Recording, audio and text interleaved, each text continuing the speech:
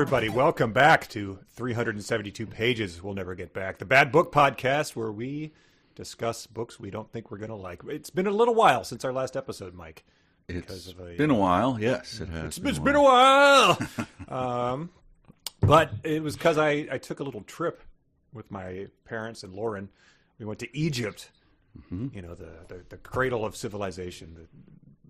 The history just abounded, fascinating things everywhere. And things kept reminding me of this dumb little podcast we've got going. What in there would have reminded you of this podcast? Well, first of all, we went to the great Schnappy's not in it. So Schnappy, not there, but Schnappy came up quite a bit, even though there are no crocodiles on the Nile in Egypt. They're all on the other side of the dam, so Schnappy lied to us. Okay. We went to the Great Step Pyramid of Zoser.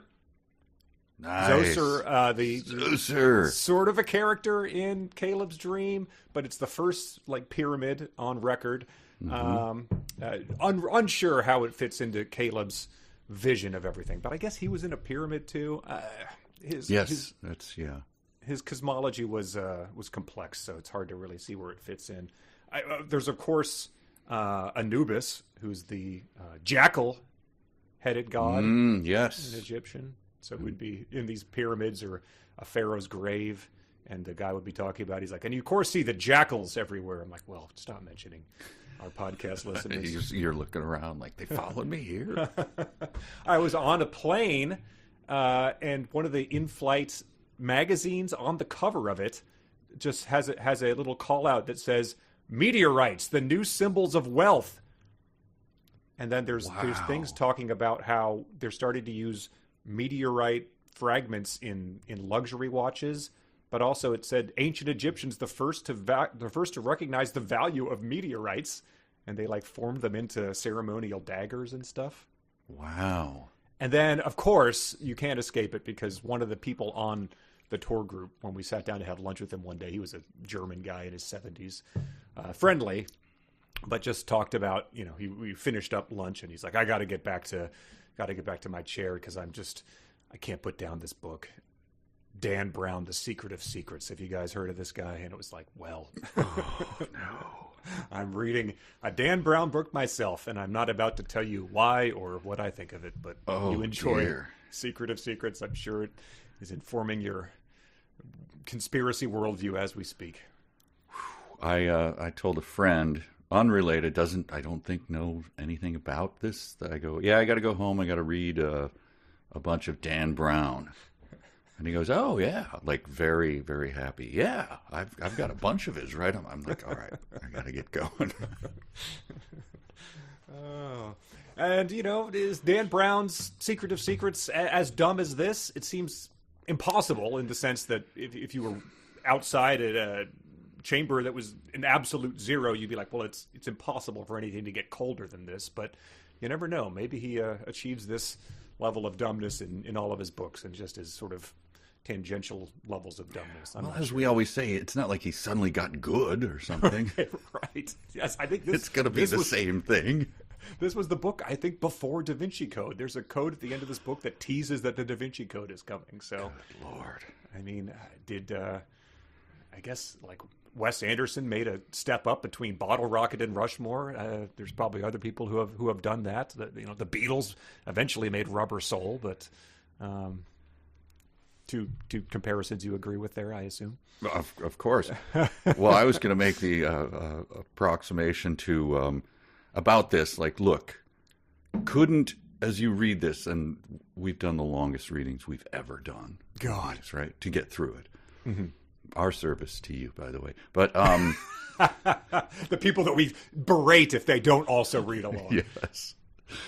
But could he not have done this in 1/3 of the number of words? Oh. Or less? Fewer? Yeah, take out all the... looking at the vortex reminded Michael Toland of the proxy of Vicksburg, a scientific conference that had been used to recognize that there was no equator, that type of thing. Also many people didn't know that. Chapters 23, 25, 27, 29, 31, just combine them all into one small chapter, and you're done. It's what I was going to say. It reminded me of is isn't there like a 6-hour cut of like Caddyshack or something? Just let Bill Murray do his stuff. Oh, sure. On camera for hours on end, and the director slapping his thigh like, yeah, this is part of the movie, baby. And then the studio's like, no, this has to be regular length. It's funny you mentioned Caddyshack because the ending of this book kind of reminds me of pretty much what happens to the bad guys at the end of that. But it's also, remember a while ago they were like, Topher Grace, is that the guy from that 70s show? Mm-hmm. They're like, he took the Star Wars prequels or the Phantom Menace and he re-edited them and really made a big difference. It made it a lot more watchable. It's like, but he used the same footage. He didn't reassemble the actors and the costumes and shoot new stuff. He just took the same stuff we've already seen and just changed the order of it. And you're telling me that makes the movie that much more watchable? I don't see it happening with that or with this book. I think if you took out less, you'd still be like, this is really, really dumb, even though you're missing the asides about mega plumes. Yeah, the 400 words on the X4 X3574 helicopter with the engine made by Bell and Howell or whatever. Like, I don't care. Yeah. So it's a lot of dumb stuff, and we've got a lot of it to get through. And yes, everything comes to a head. Obviously, this is the last quarter of the book, but just to even recap it, you've got a meteorite that they found that provided indisputable evidence of extraterrestrial life on Earth. Except as soon as they sort of start to analyze it, this falls apart, and they realize that it was probably planted by the government in order to sway the upcoming presidential election that improbably hinges on whether NASA is a good thing or not. That is what America has decided is currently going to be how they're divided as they cast their vote here. And it's a big plot point, and this will come up a lot, that one of the sitting president refuses to go negative. It is everyone around him obeys his order. Everyone close to him says, no, I could go low, but no, we are above the fray. Yeah, so this is real. This rings true. He's Mr. Smith, I guess. He's a Boy Scout. He's an Eagle Scout. But I just wonder, like, where would you draw the line, sir? Because at some point you have indisputable evidence that your opponent has committed crime. So he's sort of just deciding what level of crime am I going to be okay with informing the public that he's committed a felony, but it's not like it's a murder. So like, where am I supposed to, how naive and innocent are the American public? Anyway. Sir, to take a second look at him stabbing a person in Times Square. No, I shall not. This would besmirch the dignity of the U.S. Senate. People are sick of that kind of low politics. Meanwhile, in the Senate, Strom Thurmond is like drooling on himself as he turns 100 in his chair. And that guy is our hero's boss, and the other guy is her father. So that's, again, it's a very personal stakes here. And, does his name roll off your tongue yet? Yeah, absolutely. Senator Sedgwick Sexton. Very nice. I got it. SSS. And so they have currently, the people that have deemed this meteorite indisputable, but then they've landed on a weird boat that the guy Michael Toland owns, and this is where they are going to do some tests on this rock, I guess, to really, really make sure that it is fake. Yes, and they're dropping by his boat. What is it, a Coast Guard plane or a helicopter? Yeah, a Coast Guard helicopter. Yeah, and they're just like, hey, do you mind if we swing by? My sister just had a baby. We just have to eat a piece of sheet cake and be out of there. Sure, man. Yeah, hey, you give her my best. That's what the Coast Guard's here for. I'll knit her some baby booties while I'm sitting here keeping an eye on sounds things. Good. I'll just keep the engine running. And just one more thing. They have the elite Delta Force has murdered multiple civilian scientists already. innocent people who just came up here to sort of play along with this charade unknowingly. And they have tried to kill all 3 of the people on this helicopter. They all should have died, but they were on a sled in the katabatic winds that pulled them off the edge of a glacier, but then they fell down onto another mini glacier. That glacier detached, fell into the water, and they were only saved from immediate hypothermia by a nuclear submarine that happened to be in the vicinity, that they heard a Morse code banging with a pickaxe on the iceberg, and they surfaced and brought them aboard the submarine. So I kept telling Lauren it sounds like an 8-year-old making up a story, and that really sounded like it there, and it gets even more like that as we go. But I believe Dan Brown told us that everything in this book is true, right? Right, something like that. The veracity of this book. Yes. So God. So you say it sounds silly. He says no. This probably happened. He says, I can't hear you because my ears are stuffed with $100 bills. But to just reiterate, all these characters have thought they were going to die within 2 hours of where we are right now in this story. They've suffered major injuries. They've pretty much made their peace and looked to the afterlife. But once we get to them quipping about whether they've left too many lights on the boat and that type of thing, that's where we are. They thought they were going to die hours earlier. That's, in fact, my first note. Should we dive in? Yes. Chapter 101. God. And again, these are completely arbitrary. Sometimes 101 and 102 do not change locations or characters in any way. It's just completely arbitrary. Don't you leave a light on when you're home alone? One light, not the entire house. Tolan smiled. Did he? Was that smile worthy? Lobar. First of all, no, I don't leave lights on when I leave the house. I only do that in hotel rooms because I'm not paying for it. Hey, it's free, baby. Yeah, he smiled, then Corky continues. What are you, afraid of pirates? And then Corky also continues, looks like a Carnival cruise line on New Year's Eve. So that's Corky. He had made his peace with his lord, but now he's going back to compare things to Carnival cruise lines. That doesn't change. Well, even at the very end, we'll get there. But yes. And then the ugly ship. I never ever got a picture in my mind's eye of what the ship looks like, and I know that's a failure of my own imagination. At times it seemed huge.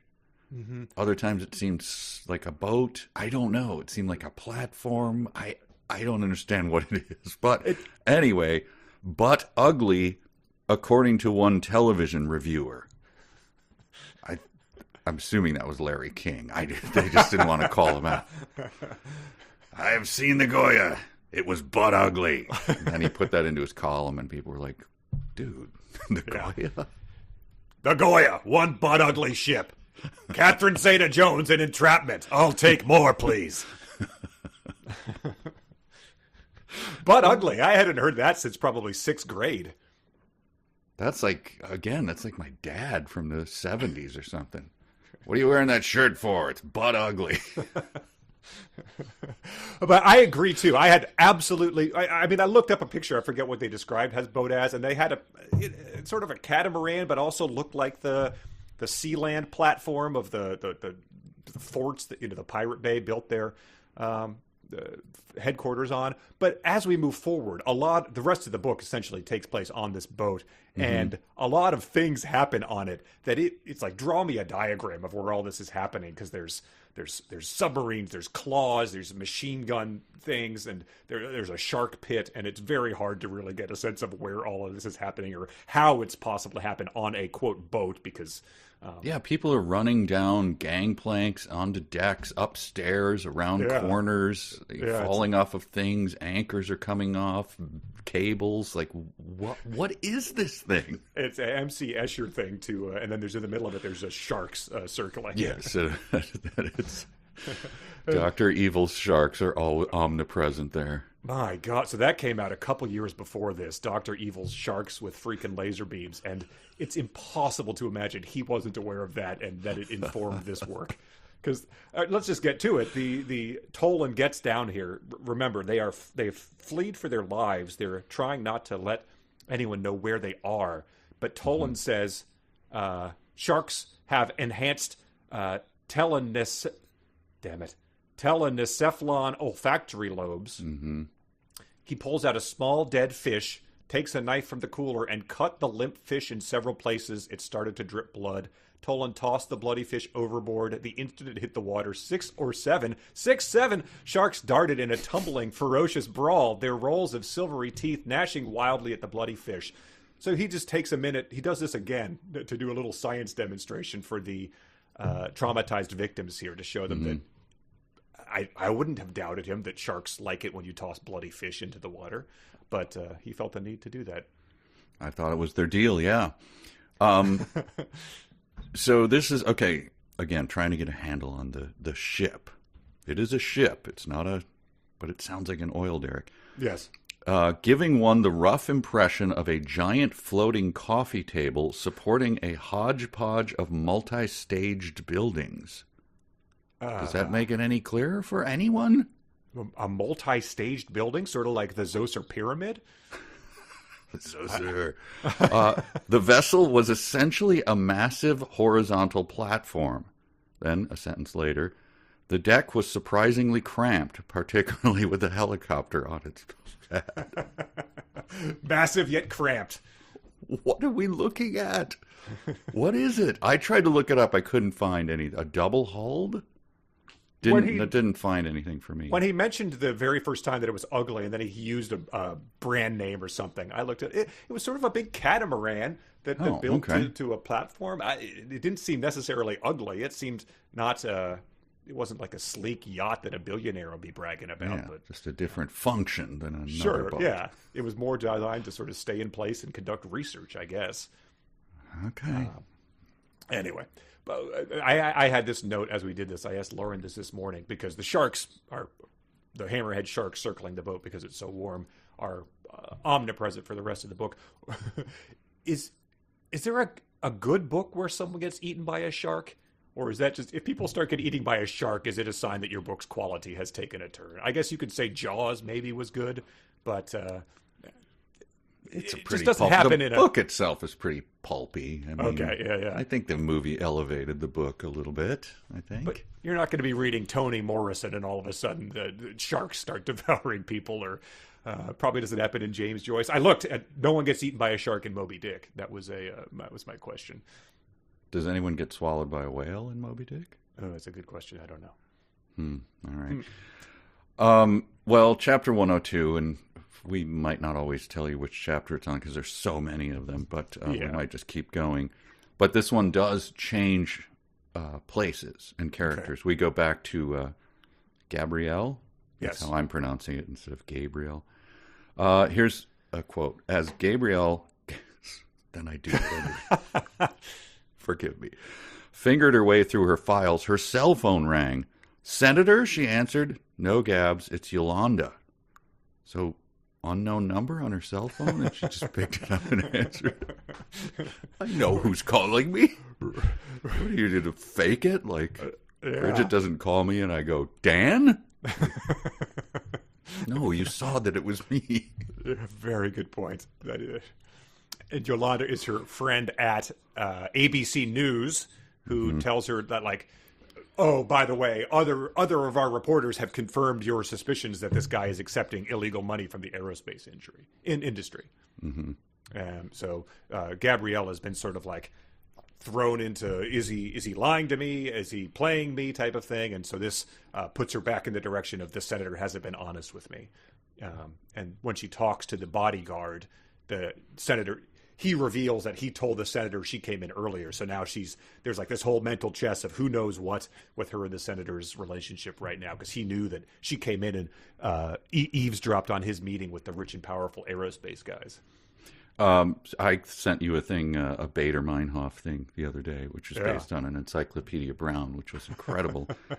But this is what, like days before I read this, like less than 48 hours. Dozing on a chair in the hallway outside Senator Sexton Westbrook apartment, a security guard awoke with a start at the sound of his cellular phone. And I was telling Bridget, like, I don't know what it is about bad books. Everyone awakes with a start.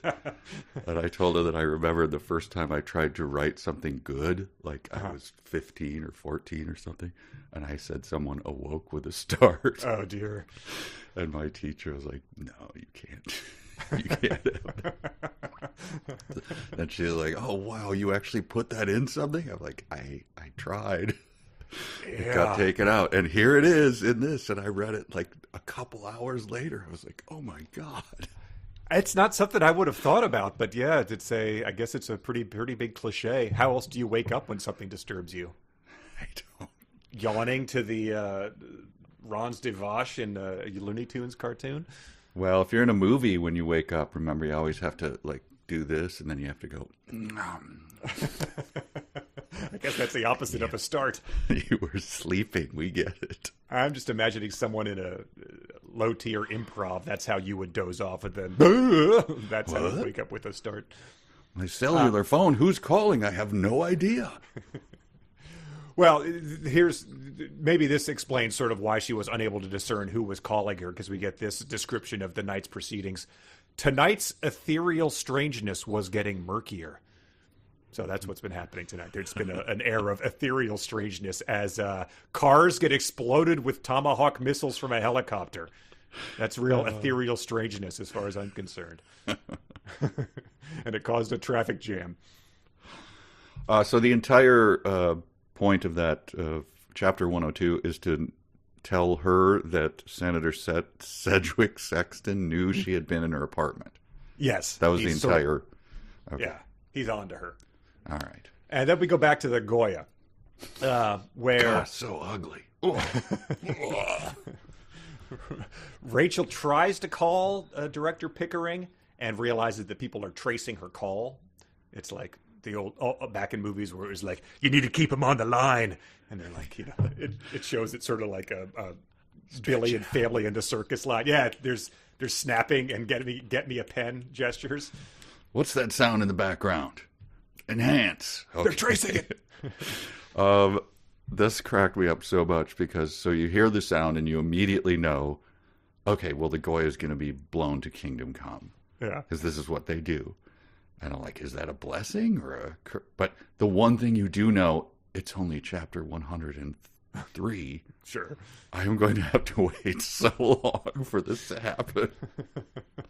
And I want it to happen now because the Goya is so butt ugly. Right, yeah, just butt ugly. It could only be improved if you blew it up apart. Speaking of butt ugly, here we go. We're going to meet. They came to this ship because there's one person remaining. Everyone else went to land to go to TGI Fridays and have blue margaritas to celebrate Michael Tolan's discovery here. Mm-hmm. Xavier was left behind. And Xavier is a woman in a Dan Brown book. So which is it going to be? Is she going to resemble Catherine Zeta-Jones in Entrapment, crawling under the lasers? Or is it going to be, is she going to resemble Saturn's son after he bit his head off? Well, she was sort of saucy. Okay. And you mentioned lasers. Were those frickin' laser beams on their heads? She's crawling under the sharks with frickin' lasers. Oh, my God. Makes me shiver even to... Yes, so that was Xavier. I did not know. And then here, go ahead. What's the description? Xavier was heavy-set and dark-skinned with a sharp voice and a surly air about her. So we're not exactly working with... it's the other type of woman in a Dan Brown book. And here's another description of her when we meet her. The geologist spun, swallowing part of a prepackaged sandwich she was eating. Mike, she stammered, clearly stunned to see him. She stood up, turned down the television, and came over, still chewing. Nice. So, sardine sandwich. Yeah. So after seeing him, she took another bite of the sandwich? Or was she chewing nothing? Or did she swallow only one part of the bite she was eating? Oh, I see what you mean. She swallowed part of a prepackaged sandwich. So somehow you're sitting there, stammer Mike. Someone comes in behind you and you go, gulp, Mike. Then you stand up and you're still chewing? What? Does she have a ruminant stomach? She's got some cud, maybe, that she was. She regurgitated, and she's got a fermenting stomach. Cud sandwich, anybody? And this sandwich sets up, I was hoping it was going to be a romance between these two, but God. Corky, who within an hour or two had turned green at the mention of lobster rolls, is like licking his lips at this sandwich, and like Dagwood Bumstead. Yep, and he says, Corky was eyeing the sandwich in her hand. That looks good. Xavier gave him an odd look. Yeah, that is an odd thing to say. Doctor? What does he have, like 3 PhDs or something? Yeah. Dude, settle down. And so her whole rule is like, oh, there was something about this. It's probably not a big deal. And they're like, is it about the chondrules? And she's like, how did you know it was about the chondrules? And we get into heavy chondrule talk. But before that, Corky essentially does the, can I finish that routine? And she says, get your own damn sandwich. They're in the fridge, bottom shelf between the sambuca and the squid sacks. And so Corky, who, again, was vomited and nearly died, is like rolling off to there to be like assembling it piled high to perfection. So, but I didn't get, so that's a joke, obviously. So he hides his booze and his sandwiches in the fish sample area and files them alphabetically? Yeah, I guess that is an alphabetical filing system here. It's scientists. Am I supposed to be charmed by that, or I don't know. It just irritated me. So that was the point. Mission accomplished. And the way that that resolves itself at the end of the scene is as they're like, we got to do this. You got to keep an eye on things because people are coming to kill us. Corky then calls out from the kitchen with his mouth full. What are we? Fishy chicken, fishy bologna, or fishy egg salad? Charming. Corky. Well, I think and fine for Corky, but he gets put through the ringer as we continue. So he sort of ends up like Mr. Bean if he was sort of tortured, like as opposed to just like walking into a plate glass window or something. So. I love, though, that there's never a moment, like Corky's just becomes like comic relief, obviously, right away. But there's never a moment where people are like, you really with this guy? And then he's like, he's the best damn geologist I've ever met. Like, this guy's got a mind like a steel trap. It's like, nope. He's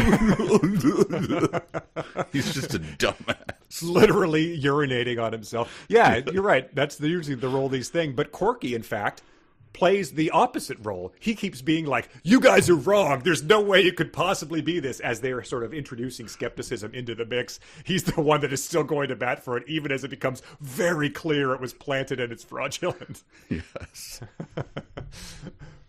All right, and we keep going. Yeah. It's a new chapter, but we're in the same place. Same thing. Same people. We got the sort of thing we talked off earlier. They're talking about how the bottom of the ocean underneath them to make this megaplume is a magma dome, and it says like what happens? The lava's pushing up like a huge zit. What if it pops? Toland frowned, recalling the famous 1986 megaplume event off the Wande Fuka Ridge, where thousands of them. He just recalls this. This is something he's sitting there, and they're like, Toland, what do you sort of had a 1,000-yard stare, and there's like you can hear like explosions and people screaming in your head, like a Nam flashback. But it's like, oh, sorry, I was just recalling something. Also, he does say the famous megaplume event. I was alive and working in 1986. I don't remember this. Yeah, that wasn't exactly Mount St. Helens or the Challenger, right? That was you were young. You probably don't remember it. Yeah, they wheeled a television into our kindergarten to make us watch the megaplume event, and kids were traumatized. And then she says, and then it goes like the magnifying the plume's intensity. It was like a drain or whatever. Drain, Xavier gave a cold laugh. More like getting flushed down the world's largest toilet. Well, I mean, you didn't put things up much. You didn't elevate the discussion that much. I mean, a toilet is a drain. I mean, in the end. Yeah, we're both thinking of the same things. Right. Yes, it's not scientific Drain? terms. No, more like a toilet. Let me think. Oh, I guess that's slightly larger. Yeah, you're right. Sorry about that.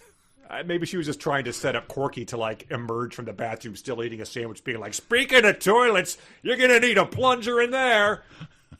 Oh, Corky. Not for a while should anyone even attempt it. Plunger? More like some sort of suction device attached to a stick. Yeah. Okay. Right. And it ends with the pilot is still keeping a watch for the intruders because he recognized the fear in Rachel's eyes. And Rachel had definitely been afraid when she asked him to keep an eye out. So, visible terror in her eyes, and Corky is still like eating the sandwiches and quipping about fish. Fishy baloney, anyone? The fear in Corky. The fear in Corky's eyes as he farted was. Chapter 105 remains in place again. Yes. On board the Goya. And she talks about a guy who found... This is where she introduces skepticism into this, further skepticism, because they were already skeptical. But she said she found a guy, Dr. Pollock, who had extremely obscure theory. It had never been formally published. I only happened to stumble across Pollock's personal notes on the web by chance last month when I was doing research on fluid rock interactions for our upcoming Megaplume show. So she came across his GeoCities manifesto about all this thing, and this stayed in her head for some reason. The Starfield made her wow, this is pretty good. Black background, stars flashing. That's nice. Wow, web counter. I'm the third person to see this. Wow. Obviously, the other two were him reloading it to test if that web counter worked. So, let me follow this web ring here and see where it goes. Fluid rock interactions web ring. Wow. This is one of my quirks. I hate this. I'm going to call it out because it comes up again. Toland already felt a tremor of apprehension. Chondrules form only in space. That's what NASA told me. Who's me? I assume it's him, but it's unattributed. Oh yeah. It's not him thinking. It's not him. It's not sudden italics. First person. It's just suddenly. That's what NASA told me. The writer, the person writing it. Yeah. And when did they tell you this? Again, at this point, they've known each other for, I calculated to be about 13 hours probably at this point in time. He must have just gone to NASA within the past 72, I guess. So he's just sort of accepting all this as fact without, that's what NASA told me. And then he's like, it must be true. Wait a second. Someone's telling me something else. Like, I'm torn.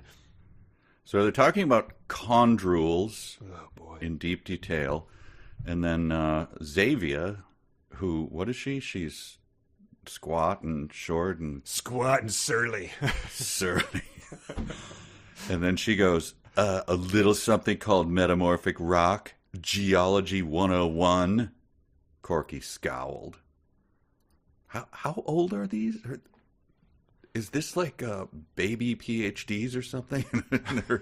they're like 6 years old and we're supposed to be laughing? Or like, what is happening? Yeah, baby geniuses too. I don't know. They're also, this is like a TV crew. So these are supposed to be they've achieved a level of charisma to elevate them to pop culture status here on the boat. So, and they're quipping like, geology much? And then it says, Toland realized Xavier had a point. She said Geology 101, and it made him realize she had a point. Oh, my God. So I thought it was like, if his foundations of everything he believes are so easily rocked, it would be like if you took a person of faith who had spent years in seminary and done all this, and then you were like, yeah, well, why does God let bad things happen to good people? And they're like, my God, I've never heard the problem of evil. I'm questioning everything. It's like, well, you really, if you're going to be so confident to go on the air and tell everybody there's ET life, you should have been a bit more confident not to let Geology 101 much turn your world on its head. He's just rocked. And then that brings me to a video challenge. Oh, boy. Which I know, most of the people probably listen to it. Yeah. We could maybe post it. Yeah, you'll get it. Okay. Toland and Rachel exchanged startled looks. Who do you want to be? Do you want to be Rachel or Toland? I'll be Rachel. Okay, you ready? What's the prompt of saying that? Is it after geology much or something like that? He realized she had a point.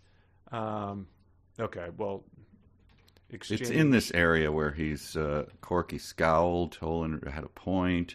Okay, I've seen Toland and Corky exchange startled looks. The Delta guys. Okay, she's okay. Here's what gets them to exchange startled looks. Xavier, surly and squat. I was surprised to find the nickel content of the specimen falling within a mid-range value not usually associated with terrestrial rocks. I exchanged startled looks. Startled look. Yeah, hard to. We exchange them. So is that like one after the other? Like I give you one and you give me. Huh? There you go. Okay. Yeah. Okay. Good exchange of startled looks. Yes. Read it, the setup makes it even like you're startled by that. Terrific. Yes. And then she goes into titanium zirconium ratios in chondrules for several paragraphs, which is, if anything's gonna, you need something to, have the book fall into your lap when you're reading it at the pool by. So that's this is what can provoke that. So at the end of the day, like Dan Brown, like, oh, I'm so glad to get into my bed. This was a hell of a day of work. Like, man, what did you get done today? About 400 words about the metal content of chondrules. I'm so glad I married you, Dan Brown. Yeah, and that's one of those things where it's like, how much did he earn while writing that 400 words? Like, like the salary of an NBA player is what he earned from writing that paragraph. Terrific. And Corky's like, of course we didn't measure the TZ ratio. That would be like measuring a tire's rubber content to confirm you're looking at a car.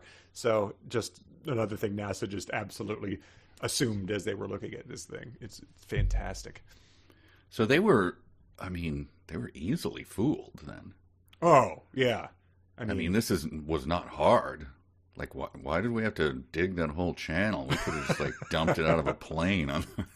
Yeah, this is sort of like the Bigfoot video, them being like, it's a video, it's got to be true. Clearly, that's him. That gate, it's not human. Then the next chapter goes back to Gabrielle.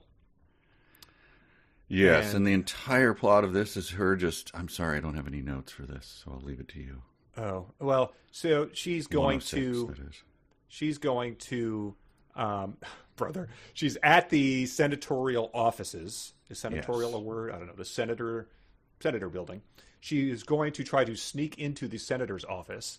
And the way that she's going to be able to do this, multiple things in this upcoming thing reminded me of the probably 1992 or 3 Robert Redford movie Sneakers. Wow, that was just on the other day, and I started, and it was like 5 minutes. It auto played, and I was like, "What is this movie?" And then like, "Oh my god, it's Sneakers!"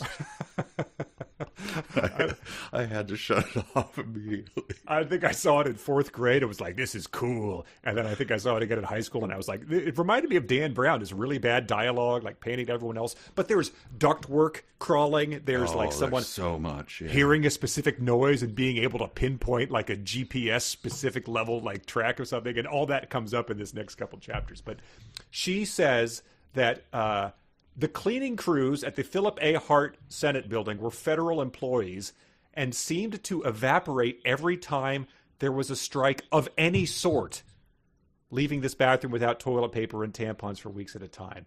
So there's a lot of, I understand that like the government shutdowns could happen. One just happened, but these federal employees, they hear about a grocery bagging strike and just don't come into work, leaving the toilet. This happens enough that it's caused the women of this office to stockpile toilet paper in a hidden closet. Yes. I'm just trying to parse what he's saying. It seems preposterous to me, but the one lesson from this book is if you want something to happen in your book, just make something up to justify it, because no one. it's not really worth just agonizing hand over. wave it away. Don't try to like actually figure it out. Yeah. These federal employees were just never showing up for work. Don't the senators sort of like have gripes about that then? Nah, it's fine. Yeah, no. So she goes into this closet to get more toilet paper, realizes she can climb up through the, what do they call that, drop ceiling into the senator's office. And it's a pretty funny, it's just like, how is this going to work? Because like, if you've ever tried to look at one of those, if you've ever gone up in your attic, it's like, this is a pretty tenuous thing. I'm probably going to fall right through this. It says, Gabrielle kicked off her shoes, climbed up the shelves, popped out the fiberboard ceiling tile, pulled herself up. So much for national security, she thought, wondering how many state and federal laws she was about to break. Like, how is this going to work? Is she going to, like, hurt her? Is she going to be able to... Lowering herself through the ceiling of Sexton's private restroom, Gabrielle placed her stocking feet on his cold porcelain sink. So, just sort of yada, yada, yadas over the exciting sneaking part of the whole thing. Mm-hmm. It happened. Yeah. And how did she discover that it was so close? Do you remember that? That was the only thing I thought was funny from this. Okay, what was it? It was that when he was on the Thunder Bucket, he would talk out loud, and she was in there getting extra TP because she really had to wipe, and she hears him like, "I'm the greatest, Gabrielle. I can't wait to have an affair with her." And she's like, "Wow, that's very close." And then she opens up the ceiling, like, "Oh, he's right there." Oh so boy, I just get there. Used to be you could dump toxic waste anywhere. Now everybody's a detective. Senator, please talk less loudly about your crimes. He's playing Candy Crush, I assume. Oh, damn it, a free trial ended. I'm not paying for this game. God, got to get someone else to refer me so I can get more free plays. In-app ads. So she crawls through the ceiling tiles into his room, and she's going to snoop while she's there. But then we go back to a gunship. Delta, yeah. The Gunship Delta guys. Deltas 1, 2, and 3, correct? Yes. Yeah. They're cruising through the scrub pine treetops of northern Delaware. So it gets some exciting Delaware action. And as they do, I think they throw out... They're doing something to beat the radar or something. Yeah, they use an umbrella to jam the Goya's radar. But here's a line from it. "Sure beats bales of tinfoil," Delta 2 called out. Delta 1 agreed. I mean, he agreed, but what he actually said was, "Oh, God, you say that every time we use these, Gary. Come on, man." God, Delta 2. And then there's a 4-paragraph thing about how they invented, like, jamming radars or something with, wrapping bales of hay with tinfoil or something. Right. In a book where you would perfectly be fine, use the radar jammer. No problem. Like, pushes button that says radar jammer. It's like, yep, it's that kind of book. I understand that that's technology that exists in this world. So, movies have figured it out. Our cell phones don't work here. Yes. Okay. Question answered. And we get the first of there's a lot more supervillain talk in this. So the senator really escalates it, but it says, but it starts here. Their targets had made a fortunate and cunning escape from the Milne ice chef, but it would not be repeated. In choosing to leave shore, Rachel Sexton and Michael Tolan had chosen poorly. It would be the last bad decision they ever made. And then it goes back to the ship, where just the thriller continues with this sentence. While Corky and Xavier huddled over the electron microscope measuring the zirconium content in the chondrules, Rachel followed Toland across the lab into an adjoining room. Yes, and was this the one... you're in chapter 108? Yes. Yes. I think this was in real or fanfic. You've Okay. probably heard of the controversial music filing sharing program called Napster. So I guess they load all their stuff. They load Encarta. I think we talked about this already. Onto they load a version of Encarta. It's called Lobster. Lonely oceanic biologists sharing totally eccentric research. Rachel laughed. Oh, that's... I mean, it doesn't say that she laughed heartily. That could be like the...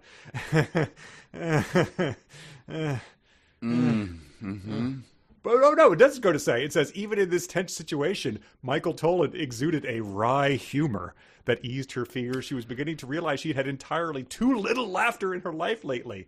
So she hears that, laughs, and thinks, give me more of that. I want more lobster Napster jokes.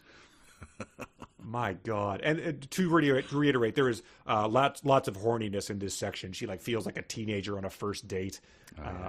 I can't imagine. I don't know. Her heart rate is still probably at like 160 from surviving the near death, or maybe it's at like 42 from being hypothermic. I don't know. But she's like, I want some more of that guy.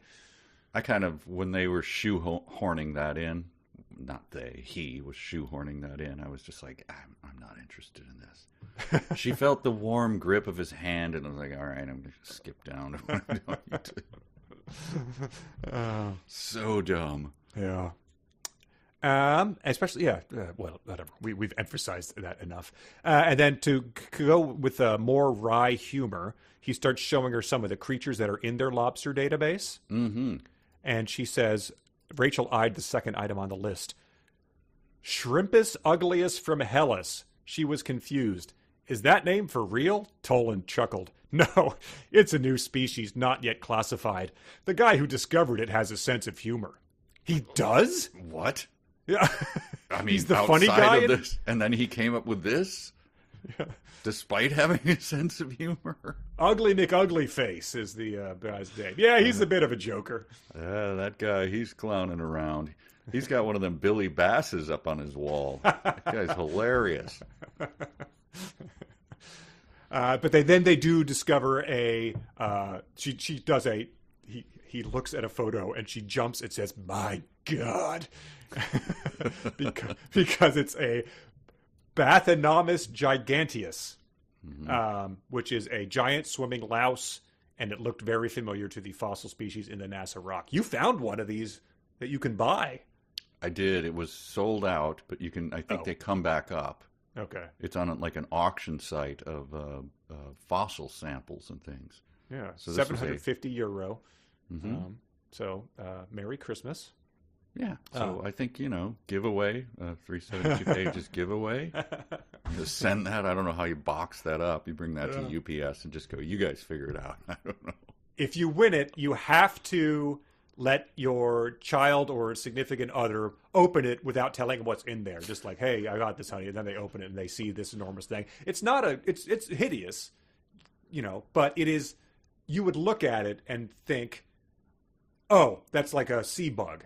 It looks like those little sand fleas you can dig up on the ocean that are sort of down there, like a trilobite. You would not look at it and be like, that's got to be from another galaxy. Clearly from space. No, especially if you were like, a Spanish fisherman or something, you'd just go like, that's going to be delicious. Oh, right. There's not 1 second where you'd go, yeah. Oh, that's odd. We don't get many of those. Are pretty deep, but you're like, oh no, that's what we sell to Gorton's for fish sticks. That's what we get when we haul in tuna, and then that's the bycatch.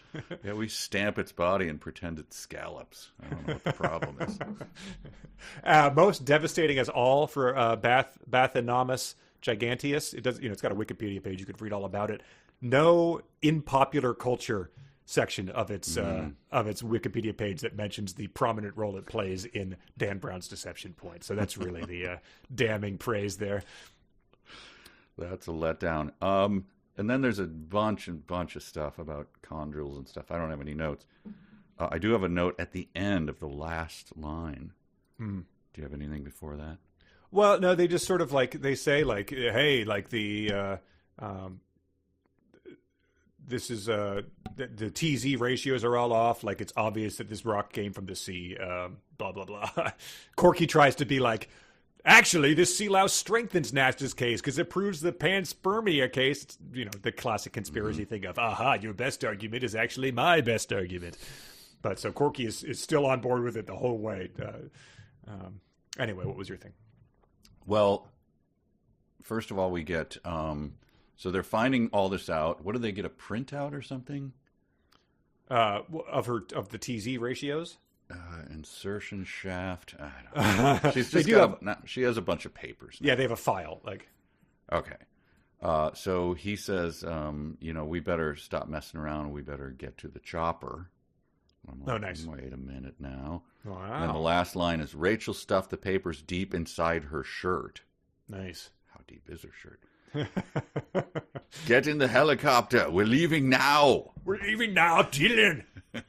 So that's the end of a chapter, is actually get in the helicopter. We're leaving now. Which is another type about Bader-Meinhof. You went and saw the new Predator movie this weekend. So I did. It's Predator Badlands. Did they do any crazy callbacks to the first one? Sexual Tyrannosaurus or getting the chopper or arm clasp? Dug in like an Alabama tick.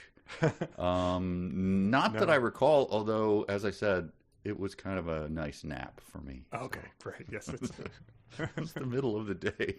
Theater was very dark. Chair was very soft. I hadn't had, so it was just a nice nap. Oh. Very dark. Yeah. 3D. Anyway. Then we go back to Gabrielle in the office, where it says that Sexton's computer was his sacred ground, and he kept his office locked at all times to protect it. He even refused to connect to the internet for fears of hackers infiltrating his sacred digital vault. So I'm just getting a lot of sacred vibes here. I think that was the main message here. What did he have? How long has it been since you have not been hooked up to the internet? If it like happens, if someone hands you a computer and they don't have Wi-Fi or something, you're like, oh, well, never mind. Yeah, brick. What should I do with this? The internet goes out, and you're immediately like, it's my life's mission to get this working again. Yes. My blender is connected to Wi-Fi, and it's useless without it. It seems odd that he'd be excited that he's not connected to the internet. Especially what we then reveal about his password. So he's like refuses to connect to the internet for fear of hackers, and then his password is pretty much just, the drinking bird is typing it into the computer every day. 1, 2, 3, 4 password, whatever.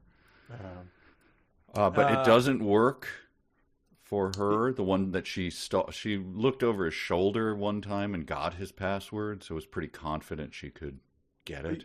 I think she saw him typing it from like the doorway, because she saw him just do the like donk donk donk on one key. Yes. And his reasoning for why he only uses 3 keys, because the tech guys told him to use 6. Those tech guys are teenagers. They should try remembering 6 random letters when they're over 40. I remember my Prodigy password from 7th grade. It just got drilled into me that enough that I was like, well, I'm never going to forget this. Do you still use it? No, but I'm not going to say it just in case it's tied to any account I used on like the, home theater forum from 2005 or something. I had a friend who asked me to just look over her password stuff, and I looked and I was like, this is, and then, a scrawled sheet of paper, like, you are in grave danger. Like, that's my bank, and that's my other bank. And it was like, oh, dear God. Yeah, right. You might as well just send it to... Put it in a password bank for her, and then she was just like, I don't understand. This seems less... I'm like, no, trust me. Anyway, her passwords were comical. Yeah. Like anyone would just laugh. Like, no, it can't be that. It is. But so his password turned out to be SSS of Senator Sedgwick Sexton. God damn it. But he has changed his password, so it's no longer working, and she's shocked by this revelation. And then she tries, what does she try? That's the next chapter, I think, and it's basically... sorry. It goes from sneakers to usual suspects, essentially, when she tries to do that. But okay. But in the meantime, Delta Force is opening fire from their helicopter onto the set of the Doya, and Rachel's arm gets hit by a bullet. Oh, is that in the middle of chapter 109? Oh, sorry. Chapter 109 ended with her, I think, trying to guess his password, and it was SSS. Okay, password access denied. Yes. Yes. Okay. So Rachel gets shot by a bullet. There's a helicopter opening fire, and it was at this point that I sort of remembered, like, the rest of this crew is at TGI Fridays, so they're seemingly probably within, I would guess, no more than 2 hours going to be returning to this boat and sort of... trying to figure out what's going on there with blood and bullets and everything. And it just makes you realize how many loose ends there are of this attempt to sweep all this under the rug that the government is doing to try to keep this... and blame it on someone else. Yes. There's soon to be a boatload of what? Like, how many people can fit on this ugly boat? I mean, ugly boat. Yeah. 20 or whatever. And so they're coming back from Fridays with, like, tinfoil swans of... Mozzarella sticks. And... pasta primavera and stuff. Yeah. And like, hey, there's a lot of fire out on our ship, which on the most famous boat in the country. And yeah, we've got like a crew of cameramen and producers on here. So a whole lot of people that are going to be going, very, very easy access to the media as well to get this story out. And someone on the ship goes, Xavier, like, nah, she's squat and harsh. Like, who cares? And then she gets shot by a thing, and then they shoot a missile into the fuselage of the ship. So the boat will be falling apart, sinking into the ocean by the time they return there. Yes, the Hellfire missile slammed into the fuselage. The helicopter exploded apart like a toy. The helicopter's flaming skeleton lurched backward on its shattered tail, teetered a moment, and then fell off the back of the ship. How big is the ship? There are 2 helicopters on it right now. Spacious and cramped at the same time. Somehow. Oh, yeah. And it has pylons going down or something. Yeah. I don't know. And what kind of toy is exploding here? Did Tickle Me Elmo's do that for a while? I missed that recall. I just read a thing that it was like Amazon, batteries rechargeable. Don't buy these batteries; they blow up. Terrific. We had my baby monitor in, and it blew up next to my child. And then it said, "If no one were home, it would have burnt the house down. Do not buy." And then update: manufacturer reached out, fixed problem. 5 stars. My review has changed. Yes. To be fair, that product was named Govingo Baby Monitor, Best Explosion, Will Burn House Down, for Baby, Monitor AM, FM, Fire Danger. Inexpensive 1.3 volts. Please It's on them. If you buy that one, that's on them. Yes. So they exploded the helicopter like a toy with the Coast Guard pilot and squat, sassy, surly Xavier in there. So they're both dead, and they realize that they're next. So it just the paper trail just gets harder and harder to sweep under the rug. Maybe they can put it into Rachel's deep into her shirt. I don't know. Well, you realize they're next because the chapter ends with "We're next." No attribution. The book became self-aware and knows that it's next. So, very good. Meanwhile, back in the Arctic, the head of NASA, Herney, I think? No. Herney's the president. Ekstrom. Ekstrom calls up the president, tells him they faked the pod's discovery of the meteorite because the pod's failure was killing you in the poles. And so they've admitted that they faked how they discovered the meteorite, but they're not telling him that the meteorite is fake. And I don't know that either of them is actually aware of that at this point in time. Here's what I couldn't figure out: is Ekstrom just a patsy? Like he's just doing whatever? Yeah. I thought he was evil. I thought he was working for the evil guy. Well, that's a good question. No spoiler on who the evil guy is. That's a good question because didn't he say like, hey, camel-haired suit scientist is missing? And he's like, who cares? We've got to go, that's what I thought. Like, bury his body, put his body in the refrigerator, right. Label it pickles, and then get it. Yes, sir. But I don't know. I think that he does turn out to be just a patsy, even though he is admitting to the. He says, they find out I lied to the world. And he's like, it's only a small lie, sir.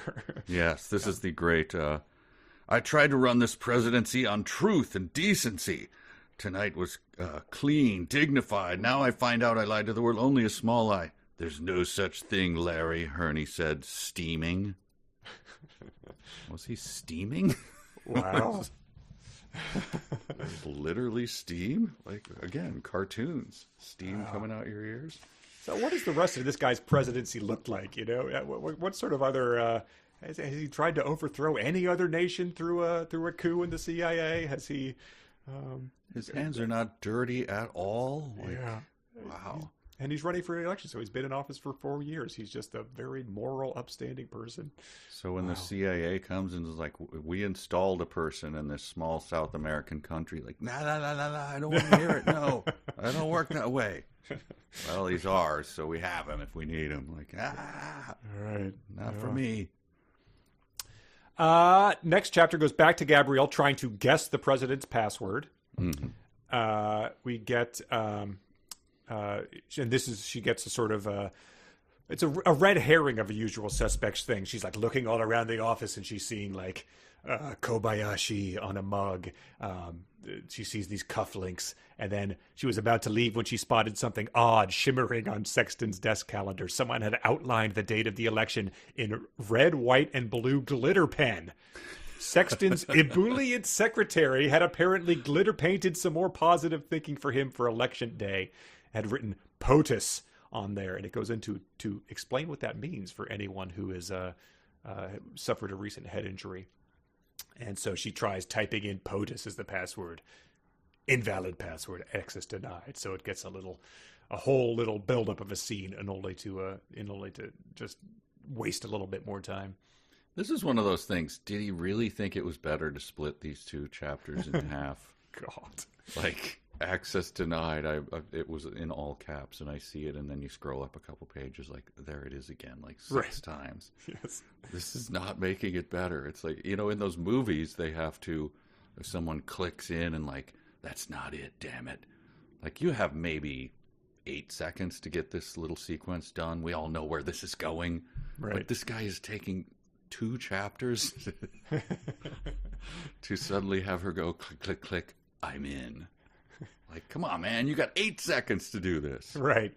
Yeah. Or if she's not doing that, I need her to be like breathing heavily like Hugh Jackman in Swordfish when he's hacking. Be like, come on, come on, come on, come on. Boom! Yeah. Spinning in his chair.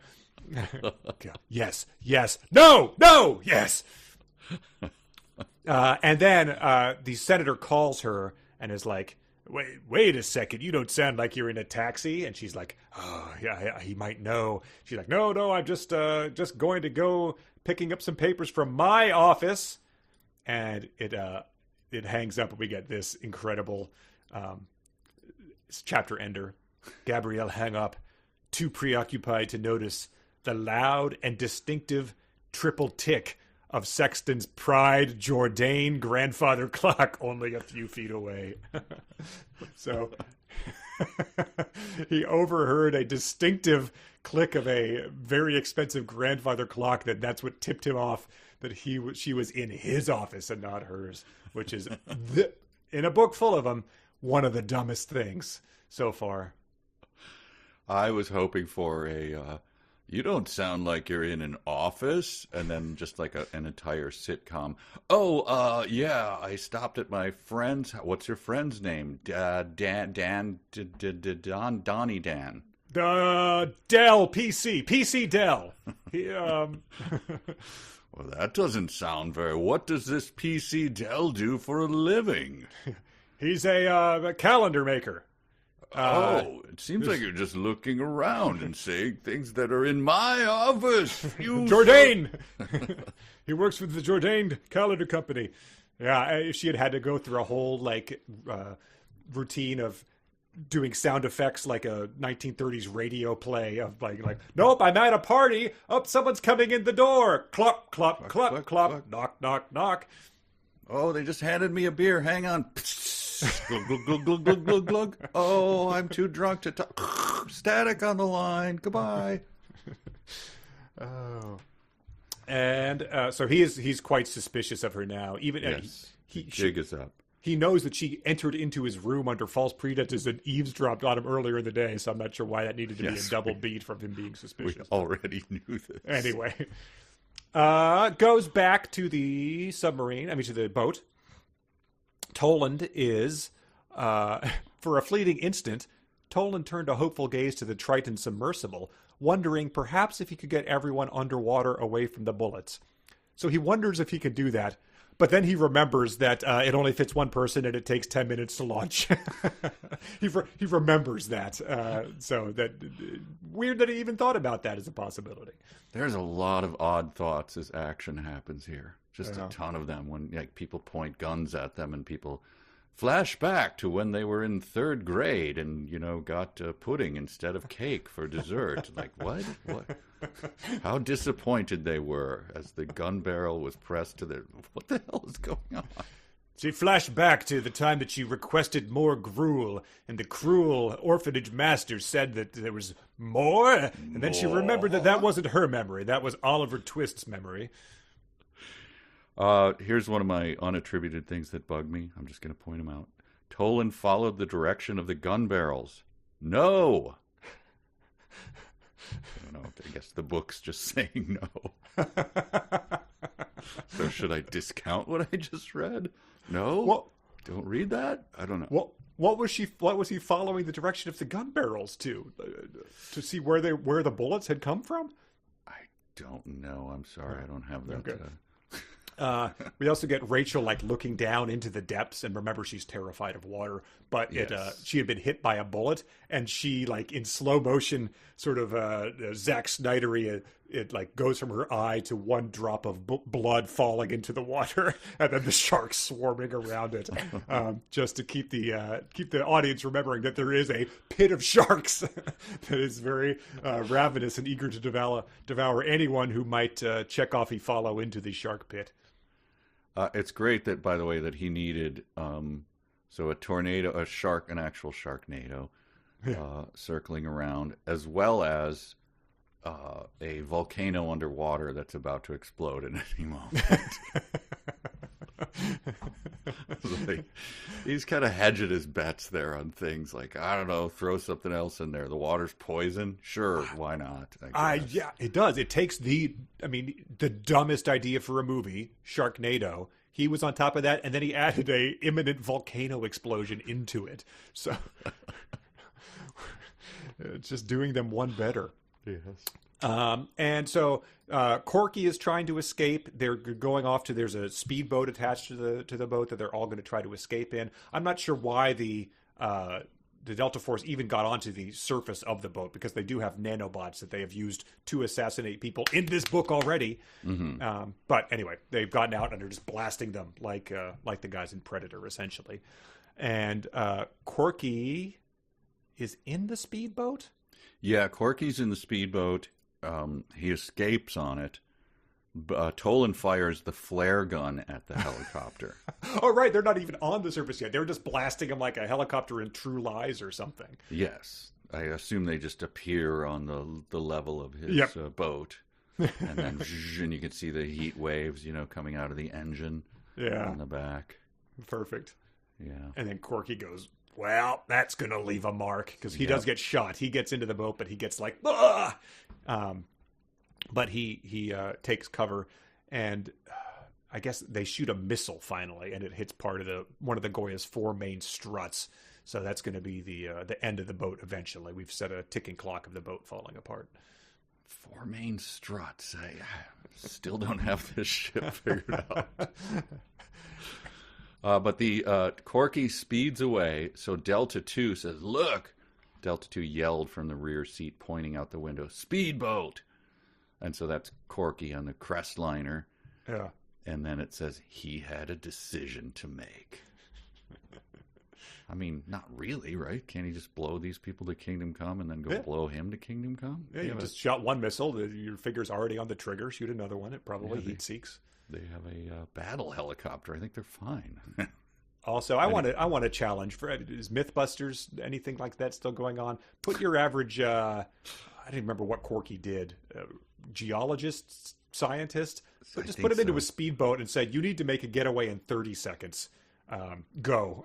Then see if they're able to figure out the functionality of that high performance marine device in that quick amount of time. Because Corky just is essentially like vroom, Miami Vicing out of there. Still holding a sandwich in each hand. You know? Oh, he's also been shot in the leg, too. And he's been shot, yes. I don't know. I'm skeptical, but who knows? Maybe he's got a double life. As we know from the movies, you can get shot. There are certain places, if you get shot, you're just fine later on, especially if it was just like, it just went right through. Like, oh, okay, then. No damage. The radio has been taken out by the bullet, so he cannot communicate with anybody. And then the Delta 1 and 2, or 2 and 3, two of the Deltas jump out onto the deck of the Goya. Yes, 2 and 3 jump out. Delta 1 is still manning the attack helicopter, I believe. Okay. Delta 3 is creeping with the vigilance of a trained killer. He began inching downward, gun leveled. I mean, he is a trained killer, right? That's the whole. He's an elite guy. That's his whole purpose in life. He's the top, 0.0001% of trained killers. But he's done a remarkably poor job of it tonight. Yes, my actual note is it's good that he has the vigilance of a trained killer because, well, he is a trained killer. So, great minds and all of that. Okay. And so he is about to blast Rachel. He's letting her come into view. He's waiting for the perfect shot. He raises his gun, and then Delta 3 was more confused than frightened as he looked down and saw Michael Toland thrusting an aluminum pole out toward his feet. Although Delta 3 had been tricked, he almost laughed at this lame attempt to trip him up. Then he felt the tip of the stick connect with his heel. Blah, blah, blah. There's an explosion. In anguish, he curled up to grip his right foot, but it was no longer there. Oh. Toland was standing over his attacker immediately with his hand still clenching the smoking bang stick, a 5-foot power-head shark control device. It was a thing that has been tipped with a shotgun shell intended for self-defense in the event of a shark attack. So essentially he had a Batman shark repellent and was able to blow off this guy's foot with it. Which, it's really great that at the moment before he gets hit with a bang stick, he has enough time to look down at a guy ramming an aluminum pole towards his body who's tricked him and go, ha ha ha, puny human, down, damn it. My foot. I thought that was just a pool noodle. You got me. I did look it up. These are, I guess, real things. A bang stick I knew about in advance, right? Because when sharks start to get too aggressive, they poke them, and I think it just kind of liquefies their interior, and then they just fall to the sea floor. Yeah, I found 2 fishermen talking about it. I guess if you are catching a prize tuna, you might also have sharks trying to take it before you get it into the boat. So I found a Reddit thread of guys using some awesome jargon of anyone ever used the Darlin slip-on power heads that fires a .223? I'm using a 75 cm or 90 cm gun with 2 bands.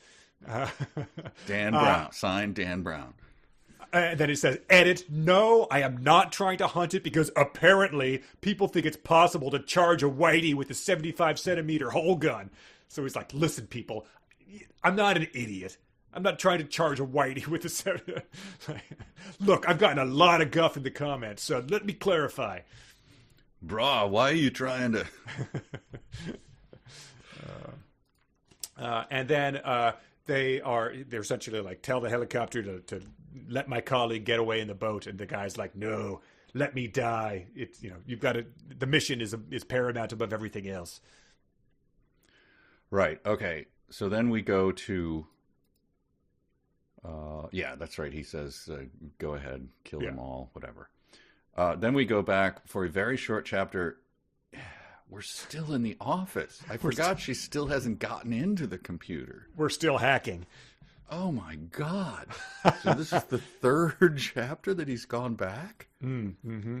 And the editor didn't say, just collapse these 3 chapters just into one thing. Nope. It's really not holding up the action here. No. As she types, clickety, click, click. Nope, it's not that. Clickety, click, click. Nope, it's not that either. We just did a lengthy bit about her looking around the room trying to pretend she was at a party, and that's exactly what happens here. She looks around the room and sees his monogrammed cufflinks with his initials, And then she realizes that it's the calendar plus the initials, so it's POTUSSS. Is his password. And that's how she gets into his system. The screensaver evaporated instantly. She stared, incredulous, at his desktop? What was there? His background is Gwen Stefani? That seems beneath him. Like, this is a professional setting, sir. His countdown clock for Ariana Grande? I'm turning 18? Come on, man. He's got that thing where it looks like Homer Simpson's eyes are following your cursor everywhere it goes on your desktop. That's, Wow, and then the last slide is never underestimate the ego of a politician. So, I don't know what she was seeing, but she stared incredulous. A lot of incredulity. 116, Corky is piloting the boat very successfully, despite being shot. And they can't track him in the boat because of their own radar jamming system. Mm-hmm. So they're having trouble finding him. So he's able to sort of make a getaway. But then here we go. Another one of your unattributed things. The Goya was directly off his port side, less than half a mile away. In horror, Corky realized his mistake too late. With no one at the wheel, the Crestliner's bow had continuously realigned itself with the direction of the powerful current, the Megaplume's circular water flow. I'm driving in a big friggin' circle! I'm driving in a big friggin' circle. Wow. It all comes back to Dr. Evil. Oh, man. At the time that was happening, my friends would do imitations of Dr. Evil, and I would go, oh, please don't. That is not going to age well. What, you don't find it funny? Don't stop. I begged them not to do it. Please don't let anyone get you on camera doing that. Oh, man. I was situated perfectly for it. We had a guy as the homecoming sketch for the senior class. Austin Powers came out and did, a whole dance to the routine. This guy, Ryan, it was awesome. Wow. So this was the realer fanfic. To get right to it, Corky whizzes all over himself. Yep, to mask the smell of his own blood from his gunshot wound. Yes. He soaks a rag in his own urine, swathes it across his entire body. Mm-hmm. Is it going to stay on him? He's about to jump in the water, right? Yes, he is. He duct taped his away. leg and then peed on himself. So I guess Dan Brown wasn't through humiliating this guy. Having him laugh, having him drool over someone's half-eaten packaged sandwich. Good Lord. It says he had learned once that animals marked their territory with urine because uric acid was the most potent smelling fluid the human body made. Yep. I was just thinking, as he read this, like he took a rag and then he he peed on himself. Then he took the rag and over his whole body, like a deer hunter just reading this and going, yeah, that's how you're supposed to do it. I don't understand what the problem is. Yeah, I got my 3-gallon jug off of Amazon. Yeah. You smell like dough, Astris. Exactly. Thank you very much. I did it right. So that's his. That's how he's going to try to escape. But then he hears an explosion coming back from the ship. Back in the West Wing, the president gets news of a supposed car bombing at the FDR Memorial, and that's a very brief chapter. Him getting that news, with the last line being, "Remember when this happened?" And he left us hanging. Where you're like, "Oh, okay, so it's not." An hour ago, his face was grim. And the FBI just identified the victim. Chapter end. Come on. This was literally 30 chapters ago. Right. We read this nearly a month ago on the podcast. But we'll have to wait. Also, it was only one of 2 people. So, you're really not keeping us in that much suspense. It was either Pickering or Marjorie Tench. So, it goes back to the boat. Corky has just urinated on himself and been like, well, that doesn't smell too good. I wish I hadn't eaten that asparagus sandwich. And then it cuts to... Thank God I already had crapped myself. They don't like that either. Then it cuts to this. The last thing Delta 3 remembered was vomiting in agony as his whole world drifted into a black delirium. But pick a tone. He has a severed foot, and blood is spurting, and he's vomiting in agony. Which I guess if it was Corky would be played for laughs. Looks like my soccer career's over. Oh, maybe Daniel Day-Lewis can play me in the movie. Oh, I left the face painted on my belly is still there. Let me put a big hat on. That seems like a step too far, Corky. What the hell's going on here? Corky, why is that still there? It's hard to wash off with pee. Ooh. So that guy has his foot blown off, and then but he's still like, well, maybe my buddy Delta 2 can still save the day. Nope, Delta 2 gets crushed by the manipulator claw of the Triton submersible, like you're trying to retrieve a little stuffed animal from one of those claw machines at Chuck E. Cheese. Yes, he gets crushed. His bones break, right? Yes. He feels them. Meanwhile, Corky's still whizzing on himself. Yeah, but Toland is inside the sub, so he's like the robot knife fight guy in Avatar, controlling this thing to crush Delta 2. So he's got really good aim with that thing and really quick with it. I imagine that would be sort of a, let's move this thing like, Yes. Engage the crushing mechanism. But I guess it's just whip fast. He's also growling over the speaker that comes out. Grrr. Obadiah Stane. Obadiah Stane. This is a line that it seemed sort of Kleinian. I don't know. Okay. But as he did, he seemed to hesitate as if his own mortality were holding him back. Morality were holding him back. Sorry. With brutal frustration and fury, Toland yanked the rod and drove his boot down on Delta 3's tattered foot. He seemed to hesitate, or he did hesitate.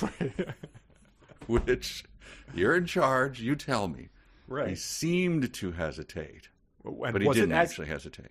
as if motivated by his own morality, or was it just a hesitation because he's lost a lot of blood, so his movements are sort of herky-jerky? Yes. Which of those four options is it? And then this is another unattributed one. Bad idea. Delta 2 seethed, blocking out his pain and shouldering his machine gun. So who said that? Whose bad idea? I don't like when the book just starts talking to me. Right. Weird first person. So then Delta 2 unloads his entire machine gun at the submersible, trying to kill him, but Toland's like, nope, this thing's bulletproof. And then it goes from, whatever, laugh as we might, foots are getting blown off, sharks are swarming, machine guns onto submarines. At least it's action. So let's continue that pulse-pounding trend with a faxing scene that will hinge the entire fate of the world on the fax machine on this ship. And it is a lengthy. You thought the password hacking was had you on the edge of your seat? Well, no one will be seated during the error no dial tone from the fax machine scene. It redials. Faxing becomes the hugest part of this whole thing. She's trying to send away the papers that she had hidden deep in her shirt, but because of the umbrella blocking the radar, the fax machine can't get an outside line, so it keeps saying error no dial tone, redialing, and she's like watching it. Error no dial tone, redialing. So is it every single time like beep boop boop boop beep beep boop boop beep boop beep boop? Error no dial tone. All right. And then it said PC load letter. Contact your systems administrator. I don't have one. Abort, retry, fail. They all mean the same thing. It's just me. I don't have a systems administrator. And so she leaves that, attempting to redial. So we got a little Chekhov's fax machine. By the way, at the end of the action sequence, when he's peppering the thing with rounds, and he clamps him with the thing, he gets out, and here he quips. Oh, boy. 10,000 pounds per square inch, Toland said. Looks like you need a bigger gun. So that's his, it's his first quip, so I'll give you a little leeway on that one. Yeah, come on. I don't know. Don't forget to like and subscribe. I don't know. Like, also not great, but if he was like, you might video, feel a little pinch. Something like that. I don't know. Looks like he caved under the pressure. Something's afoot. Neither one of you are going to bath escape. Wow. Yeah. Nice. Yeah. We have a winner. And then chapter 119 is back to hacking. I don't know. Might be the shortest chapter so far. So short. Gabrielle just looks and sees that he has all the scans of his illegal donations in his file called, crimes.xls spreadsheet. It ends with, I think this is the ending. Gabrielle sat alone in the darkness, realizing she had no idea what to do next. I think that was just the author talking to himself, right? How am I going to get out of this one? Oh my God, sharks, volcanoes. Sharks, deltas 1, 2, and 3. Can I have a meteor hit them? No, I already had a meteor in the book. Damn it. Oh, man. Too late to resurrect dinosaurs. I guess Crichton would not be happy about that. You know what I'll do? I'll hook myself up to that fax machine thing and ride that to the end. Then I think there are more, self-inserts of the author and editor coming. At least I thought so. Okay. We have one right here. 120. Michael Toland was standing on a deck beside a small submersible, dangling into Sub's robotic arms as if in the clutches of a giant insect, hung Delta 2, struggling in vain to free himself from two enormous claws. And I think the editor just put this, because it's on its own line. What in the name of God? Exclamation mark, question mark. I think that was just the person being like, "Whoa, oh God." It was the editor note, and they left it in. Yeah. So then I guess there's a mysterious fourth person that's also in the helicopter. Right, but this struck me as odd. Rachel held one of the Delta Force's machine guns on him and stared at the chopper as if getting them to attack. Them? Doesn't she? There's only one guy in the chopper, right? Right.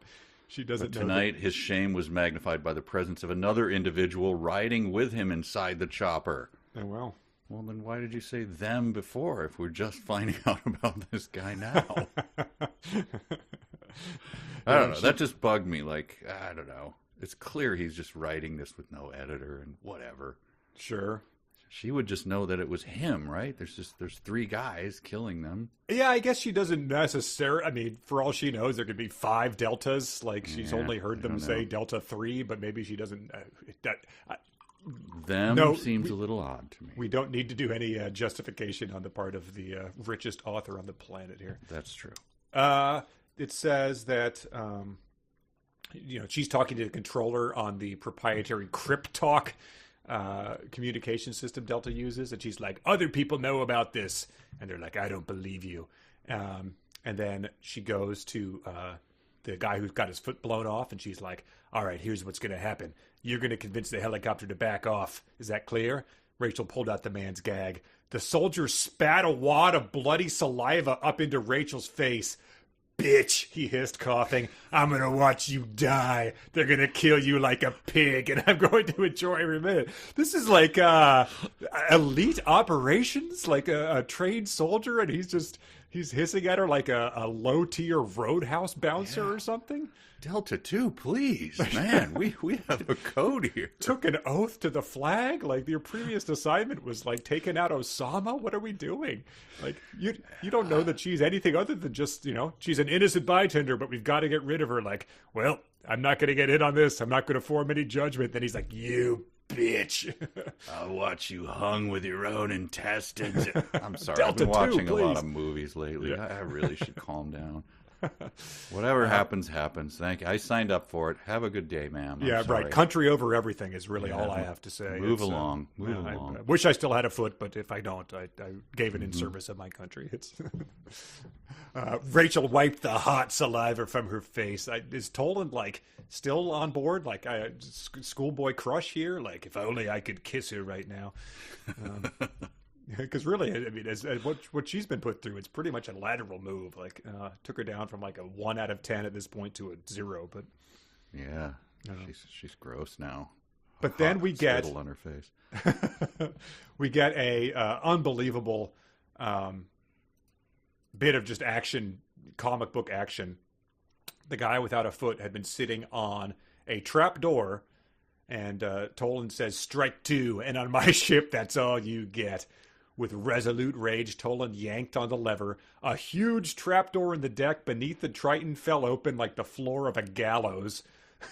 The bound soldier gave a short howl of fear and then disappeared, plummeting through the hole. He fell 30 feet to the ocean below. The splash was crimson. The sharks were on him instantly.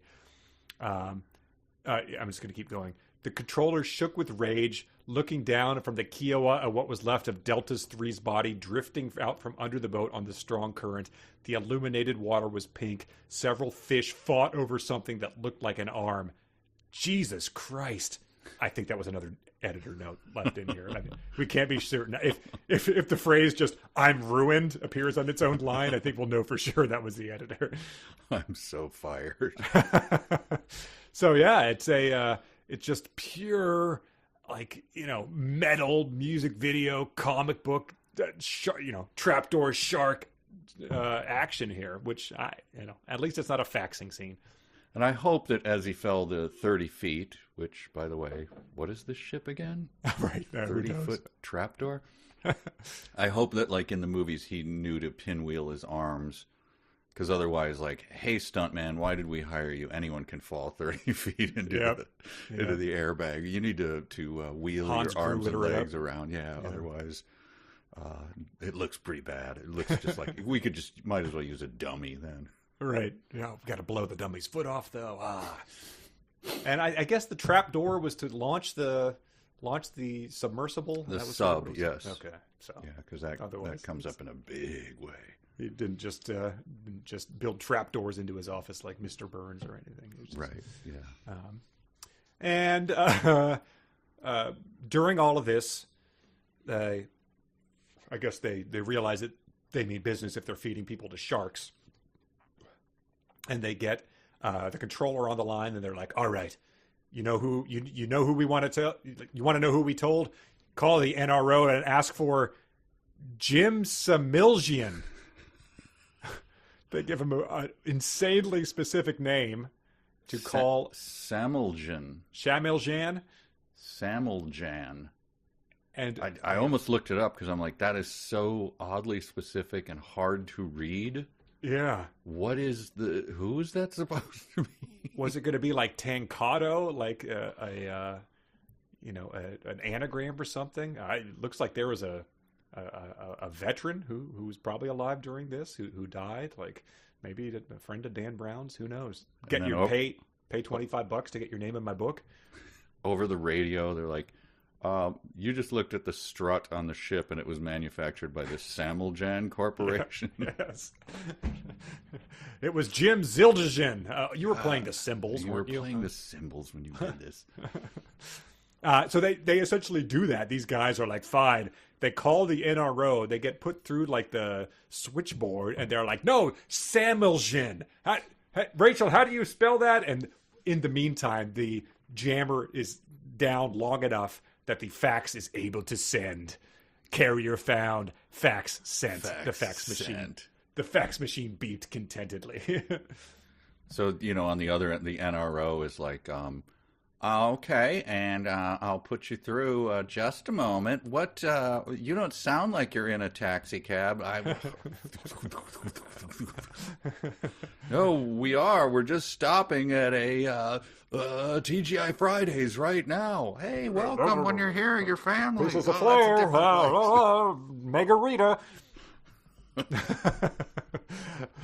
So they get through all these. They're actually on with the switchboard for a while, right? Yes, after they've launched missiles at these people in an attempt to kill them. They start calling people up and trying to be like, no, it's JIMSAMI. Could he go by James, sir? He might. Maybe. I don't know. Probably in his file. I don't know. Oh, we have a Skipper Sammeljan. Oh, maybe he goes by Skipper. I don't know. Rachel, does he go by Skipper? Machine gun poison. Right. He might. I didn't know him personally. The sharks are still like just frenzying down below. They're gnawing through bone of Delta 2. Licking up his blood. It's incredible. But then it continues on after the fax has sent, and then they get. How do they know that they get the they get the fax? Anyway, they realize she said the fax, and they're like, "Who did you send the fax to?" And then she reveals that Senator Sexton's office fax number had been painfully engraved into Rachel's memory after her mother's death, when Rachel needed to send him a lot of faxes, I guess, because he never left the office. And they guess that she sent it to William Pickering, her boss. Well, right? No, William Pickering is the controller. He gets out of the helicopter. No, I know, but that's when he was all excited because he's like, "You sent it to William." Oh, Pickering. right, yeah. You idiot! Oh no, you sent it to your dad. Okay, right, yeah. The other possible character in this whole thing. Yeah, so he gets out when he got out, and it was him. Did you have any other thought that I was like, oh, of course it's William Pickering. Yeah, I didn't really. I didn't care, but I was like, well, okay. There's only it's not the president, probably. Yeah, it wasn't camel hair jacket guy that turned out not to be dead and frozen in an insertion shaft. So right, so it's a process of elimination. It's William Pickering. Then it is staring at noted author Dan Brown. It's a self-insert metafiction in the final. And then he gets out, and this is just a hilarious thing to say after you've machine gunned, blew someone's foot off, shot a missile at a ship, speedboated away, and sharks have devoured a guy that fell through a trapdoor. Mm-hmm. Pickering sighed. NASA, for all its flaws, must remain a government entity. You've had people devoured by sharks in the name of not privatizing the space agency. God, it's so stupid. And then they sort of go into a long aside about how they hacked the guy's things and found plans for a submarine blueprints and went down into the Mariana Trench and found these chondrules and fossils. And that's sort of what he does the whole Batman villain thing of like, no, you don't have to. I pretty much get it. Yeah, right. That's why we're here fighting. That's why a missile was just fired. That's why Corky's leg is wrapped in duct tape. I get it. No, you don't understand. Then when that happened, like, yes, just get through it. Right. No, he does the entire thing. Yeah, using an ECE slush hydrogen engine. No, we figured that out within like half an hour of getting on the other plane. Like, this scheme was going to fall apart regardless of whether we intervened or not.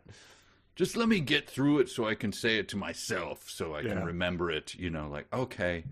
Well, then we went to the Milne ice shelf. Yes, I remember. I flew up there. I was there. And we decided to recruit Rachel Sexton. Well, I guess now I'm telling you things you know. It's... Anyway, thanks for letting me get through that, guys. Now we're going to kill you. Then... As Pickery's talking, Delta One realizes he looks at Tolan's gun and realizes that it's empty, so he's going to sneak out. And he's like, well, things have gone pretty terribly for those other Delta guys, but I've got a good feeling about my chances when I step out onto the shore of this ugly boat. And because it's 30 feet above the water, but we know it's cramped, but it's also spacious. Mm-hmm. Two helicopters have landed on it. 2 helicopters have landed on it. So he sneaks out, and then again, it was like the ship, he sneaks out behind, so they can't see him, even though, Director Pickering's like, I've got you covered, don't move, you two, I'm going to kill you. And he sneaks out, I was like, I don't know. Captain Quint's boat, remember when he was trying to go back to the deck, his boots were slipping off the side of it because he had 3 inches?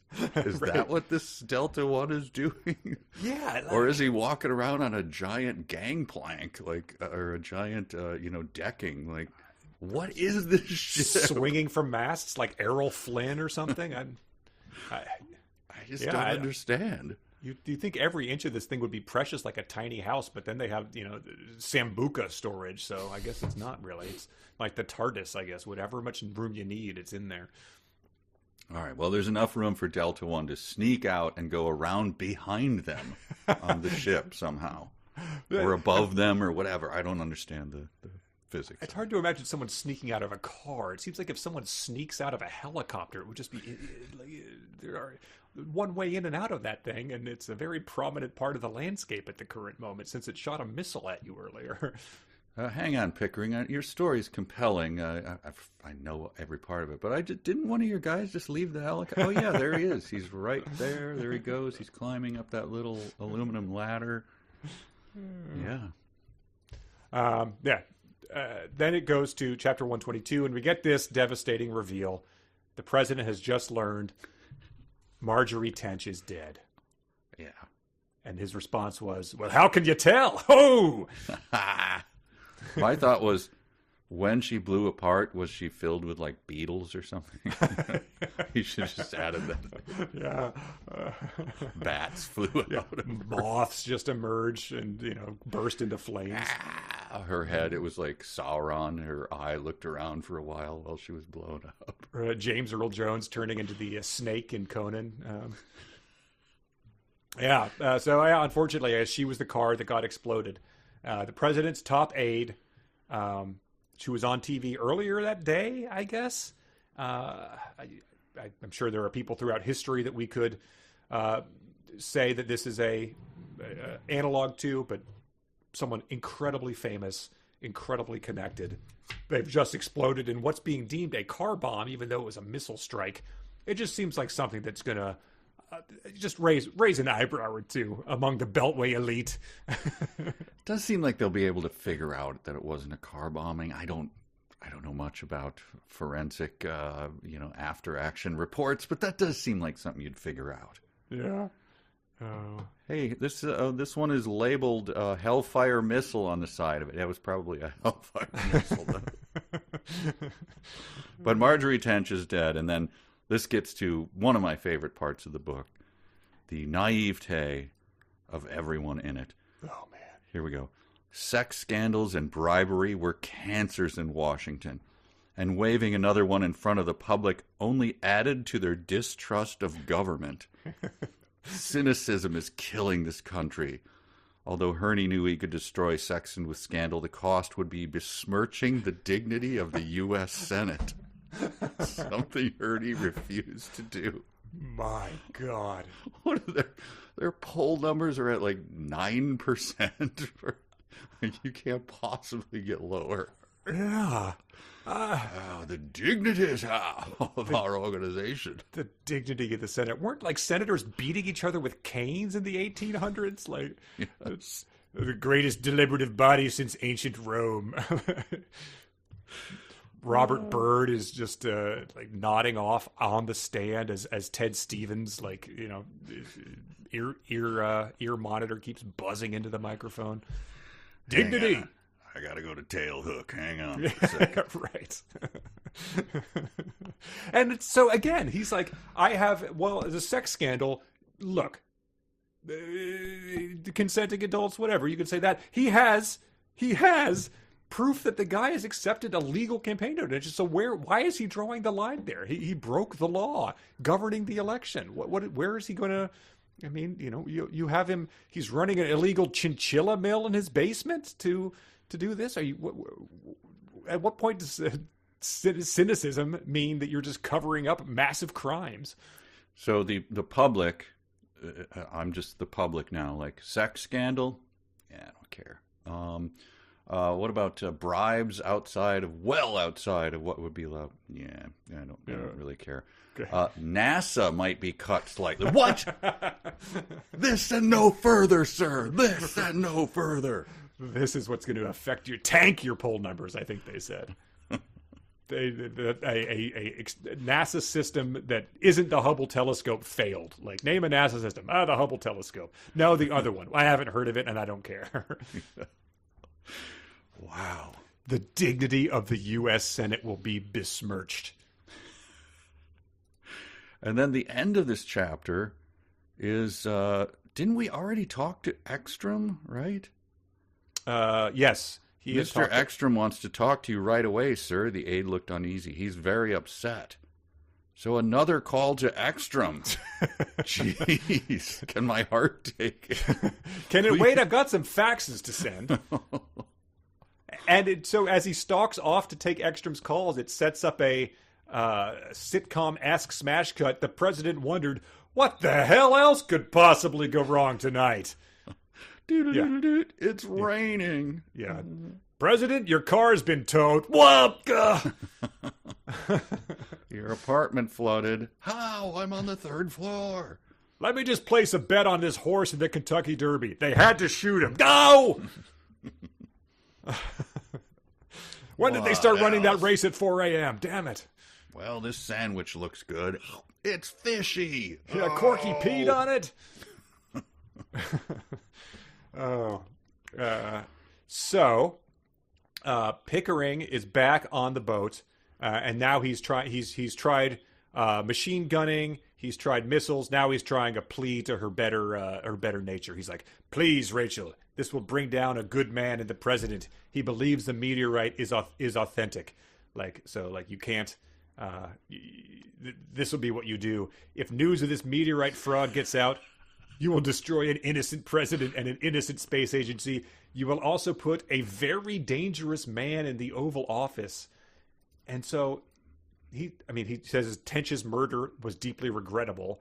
But so he thinks they're going to be able to pin it on Sexton, who has an alibi, no matter what you think about him. Yeah. He's been with a lot of rich men, like Gabrielle seen him, etc. But is he dangerous? All we pretty much know about it is that he wants to privatize NASA. He doesn't, he's kind of a scummy senator. Wow. That's, I don't know how the Senate will survive that. So, yeah, there's been no, it's not been his platform has not been I will launch nukes my first day in office, randomly.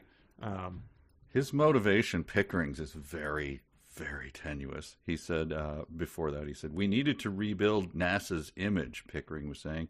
Their declining popularity and funding had become dangerous on so many levels.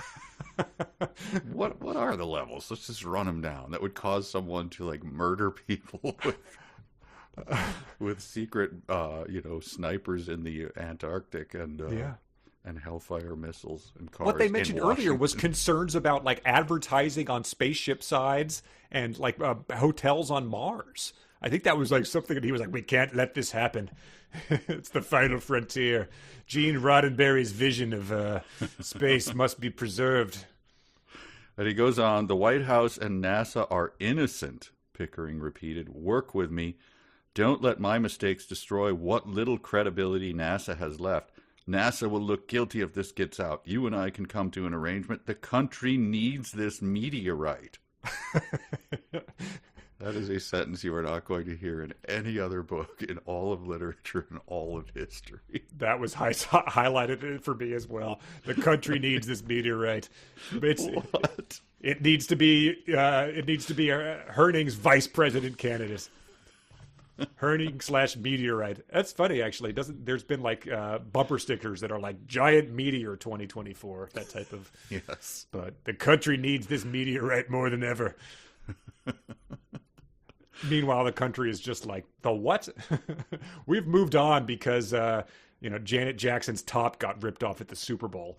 Yeah, gas is up over $3 a gallon. What? Meteorite?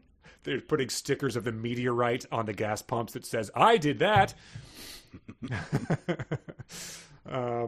Country turns on meteorite. That was his sort of his big speech, and it was received with racial skepticism. So you could kill someone else, you make me sick. That's never a good sign when like your villain comes out and then I'm just scrolling down the page. Pickering explaining his motivations is like longer than any chapter I've ever seen. Like, well, let me come at it a different direction. You see, why I did it was, no, you're still doing it. You're in the middle of doing it. Yeah. You're still filled with hate towards NASA being slightly besmirched. Right, and he's not the head of NASA. He's the head of the NRO. Like, yeah, and he could get a job. And, you know, you fail up, right, in that town. So even if he, like, at this point, like, we find out NRO director murdered people and stuff. Like, well, I'll get a job over across town. It's not a big deal. It's fine. But then, and remember, his daughter died in circumstances that he blame on NASA. I thought so. Their satellite didn't work because That's mentioned whenever it's convenient, being like his thoughts drifted to his dead daughter as he fingered the trigger on the shotgun. But it doesn't really scan, I guess, if he's then trying to prevent NASA from being eliminated. Who cares? I guess the evil guy could have, now that I think of it, I'm sorry, I should have pinned it on the pods guy who had to fake that. Oh. I did it because they made me lie about the pods. Okay, I get that. That guy's never mentioned again, right? He's not. He just like wipes sweat from his brow for like a couple minutes in one of the chapters, and then he's gone. Goes back to the party celebrating the meteor. Wow. All right, and now it goes to chapter 124, and the senator is storming back into his office. He is like, "Whoa, thank God I changed my my password," and he like bursts in the door, and Gabrielle is like, hurriedly looking like she's coming out of her own office, being like, "Sir, what are you doing here?" And he's like, "Were you in my office?" And then he utters this line. She just like the getting caught lying, and very obviously, "In your office? What? How?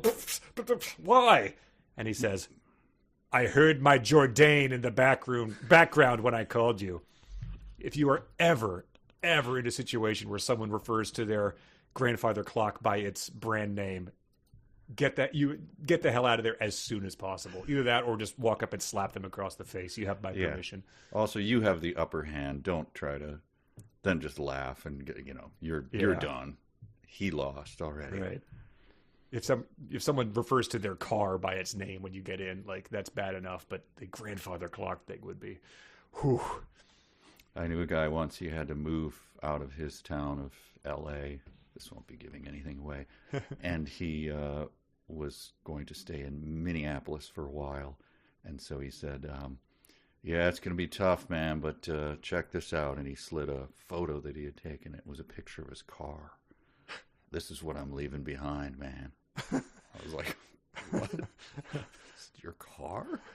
"Yeah, I'm going to miss her." Like, oh, I thought, like, your child or something? Like, right, yeah. Nope, showed me a picture of his car and said, I don't know how I'm going to do it. Why couldn't he bring it? He would have had to drive it, so he flew. Oh, dear. Cry us a river. And rented. Yeah, wow. So anyway. I'm just going to start doing it. "Hey, it's sort of hard being out of the house. I just miss the Jourdain every time I'm on the road." Oh, this? My watch? I'm sorry. Did you happen to notice that? Not a brand name I'm familiar with, sir. I mean, I know Rolex and I know, but nope. Jourdain? No. And then she continues to sort of stammer and like accuse him of, she's like, "You've been drinking. That's why you thought you heard your Jourdain." So he goes to like wash up and decompress in the bathroom. "I'm going to stick my head in the sink," he said, which you'll remember a guy in Digital Fortress took a shower in a water fountain. So guys sticking their head in unconventional sources of water is a Dan Brown thing. Doesn't it say, does he put ice in it or something? Yeah, it fills it with cold water just to like... Oh, okay. I thought it was ice. Maybe Bugs Meany had told him to go soak your head. Yes, and I'm sure in the movie version, the camera would have been down at the drain looking up at his face as it came into the water. Yeah, okay. And that's when the fax comes in that says, "Meteorite is fake. Here's proof. NASA/White House trying to kill me. Help. RS." And it says, The senator seldom felt totally at a loss of understanding, but as he reread Rachel's words, he had no idea what to make of them. It's not exactly written in the Zodiac cipher. It's extremely explicit and to the point. I do like, though, that the NASA/White House trying to kill me. Like, you don't really need to go into detail. You know, someone's trying to kill you. I'll figure it out after the fact. Let's get you nice and saved first. And then, but also NASA, the innocent space agency. Right. I don't know. NASA's early. trying to kill me would be a great thing to a street corner guy to be ranting about, I think. Pushing a shopping cart full of doll heads and talking about NASA trying to kill me. Sexton set the sheets down on his desk and collapsed in his chair. It had taken him only 15 seconds to piece together everything he was looking at.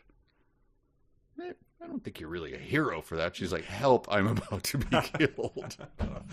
Wait a second. Hang on. I got it. Let's see. I've got 10 more seconds to figure this out. Oh, that's the man who's going to have his finger on the button. He's dangerous. And then he starts to think like a supervillain. He goes, when I go public with this information, the presidency is mine. I assume the muhahaha was added after that. And then Rachel sensed that even in her disillusionment with him, Sexton sensed that even in her disillusionment, Gabrielle felt a pained empathy to think of a bright young woman in danger. If she was kind of fat and tenchy, you know what I mean? Like, right, yeah. No one would give her a rat's ass. But she's, she's bright and young, so now I care. Oh, I'm with you, sister. And then Pickering calls him and is like, the bad guys have Rachel a hostage. If you act on any of these fake things she's sending you, they'll kill her, so you can't do anything. And but he's sort of just like, let her die. And he says, those who did this would pay. The meteorite that his enemies had created to destroy him would now make him powerful beyond anyone's wildest imagination. What? So it really is Dr. Doom. Yes. The senator looked out on his kingdom of Latveria, of America, and then he said out loud, "They all laughed at me before." Laughed? Well, who's laughing now? Sir, Gabrielle said. Oh, sorry. Sexton turned from the machine and looked at Gabrielle, amazed by how unattractive he suddenly found her. Wow. What a bizarre thing to think of in this situation. I mean, ever, but also in this situation. Yeah. Like, hang on. Ugh. Right. Whoa, the beer goggles wore off. Wow. I mean, it is 4 a.m. She's probably been up for a while. Like, her hair might be messed up. But got to give her some credit. It's not like she's just fresh out of the shower and ready for the Met Gala. He had been drinking, though, right? Yeah, right. It's supposed to make you the other way. Right. And then right after that, it says, untouchable. Nothing could stop him now. Jeez. Yeah, so going out saying that is just a proven track record for working out just fine for people. Yeah. I'm sure he's going to be president. I don't doubt it a bit. Although I did write, I was like, I'm not sure how it's going to unravel for him. I wasn't sure because I couldn't predict anything as stupid as what happens, but we'll get to that. Back on the boat in chapter 125, Rachel and Toland are holding hands. So just nothing's going to get in the way of their horn dogging. And both of them it's hilarious. Both of them are hearing the voice of their dead loved ones. Like, yeah. Mike's hearing his wife being like, please find a new love. You don't have to live alone. And Rachel's hearing her mom being like, you've got to swim, Rachel. Like, you've got to reach the surface. And that continues for the rest of the book. They're just hearing these competing words. And people in this book, I noticed, this is 125, right? Yeah. Sorry, I'm losing touch of where it's fine. You're probably, are they still faxing? How much? Here's the odd thoughts that occur to people at weird times. So I believe they're guns are pointed at them and missiles are pointed. His touch had a tender strength, and their fingers intertwined so naturally that Rachel felt like they'd done this for a lifetime. All she wanted to do right now was lie in his arms, sheltered from the oppressive roar of the night sea spiraling around them. That's all you want to do? You don't want to, like, maybe move aside of maybe disarm the guy in front of you? Like, no, I just want to... Get a wash rag and wipe that blood-soaked spittle off of your face? Nope. This is all I want to do. And again, what a weird time to be thinking that. I think we got a watch check. It was 4 a.m. when the senator showed up at his office. So I think at most they've known each other for 16 hours. Mm-hmm. They've had just, their life has been in danger for 8 of those hours, I'm guessing. Like, yeah, incredible. And then Delta One, I thought he was going to drop his friend into the sea by like hitting the wrong button here, but I thought they were setting that, but it doesn't happen, unfortunately. Delta One then is shooting at Rachel some more. Shoots at them both. He forces her on top of the sub and is like, "I want you sitting on there so that I know this guy won't drop my partner into the ocean. So your insurance policy." Yeah, because he looks at the controls. He's like, "I don't know how to run this, so you run it. Come on, scum, get up there and run it." And then bullets exploded behind Toland as he scrambled for cover behind the ship's stem anchor spool. Brother. So he's using explosive bullets. That's kind of cool. Exploded behind him? And so he also then says to Rachel, he's like, "Get in the sub." So she gets in the sub because they know it's bulletproof from when he was in it earlier. And then he throws an anchor out. And so the ship starts like getting pulled by the anchor. So it's really going to start to fall apart now. It's going full like end of a Marvel movie, like the floor is tilted and people are sliding type of thing. Mm-hmm. And she's in the submarine. Delta One sees the helicopter start to slide off the deck. Again, no real sense of the layout here, but he runs to the helicopter thinking he can take off in it, but it falls into the ocean with Delta One inside it. So is that all the Deltas? Well, no, Delta One, he does take the helicopter off, right? The chopper goes over the brink, plummets into the sea. So I think but goes that's down. after the rotors like hit the chain. Oh, yep, because she's in the thing. That's what starts, knocking her into the water. Delta One sees the Kiowa's controllers and heaved back on the stick. Lift off. I hate his little unattributed actions. I hate them. Lift off. Who's saying that? What? The book just saying lift off? And then, so the cable gets severed. She falls down in the submarine that is holding Delta 2 in its claw grip. And you just get this thing when they land in the water. The sharks hit instantly. The last thing he saw was a crescent-shaped mouth tilting sideways, a gorge of teeth clamping down across his face. That's the only place you'll ever see a gorge of teeth. Yeah. I look it up. If it's in anything else, I'll buy you dinner.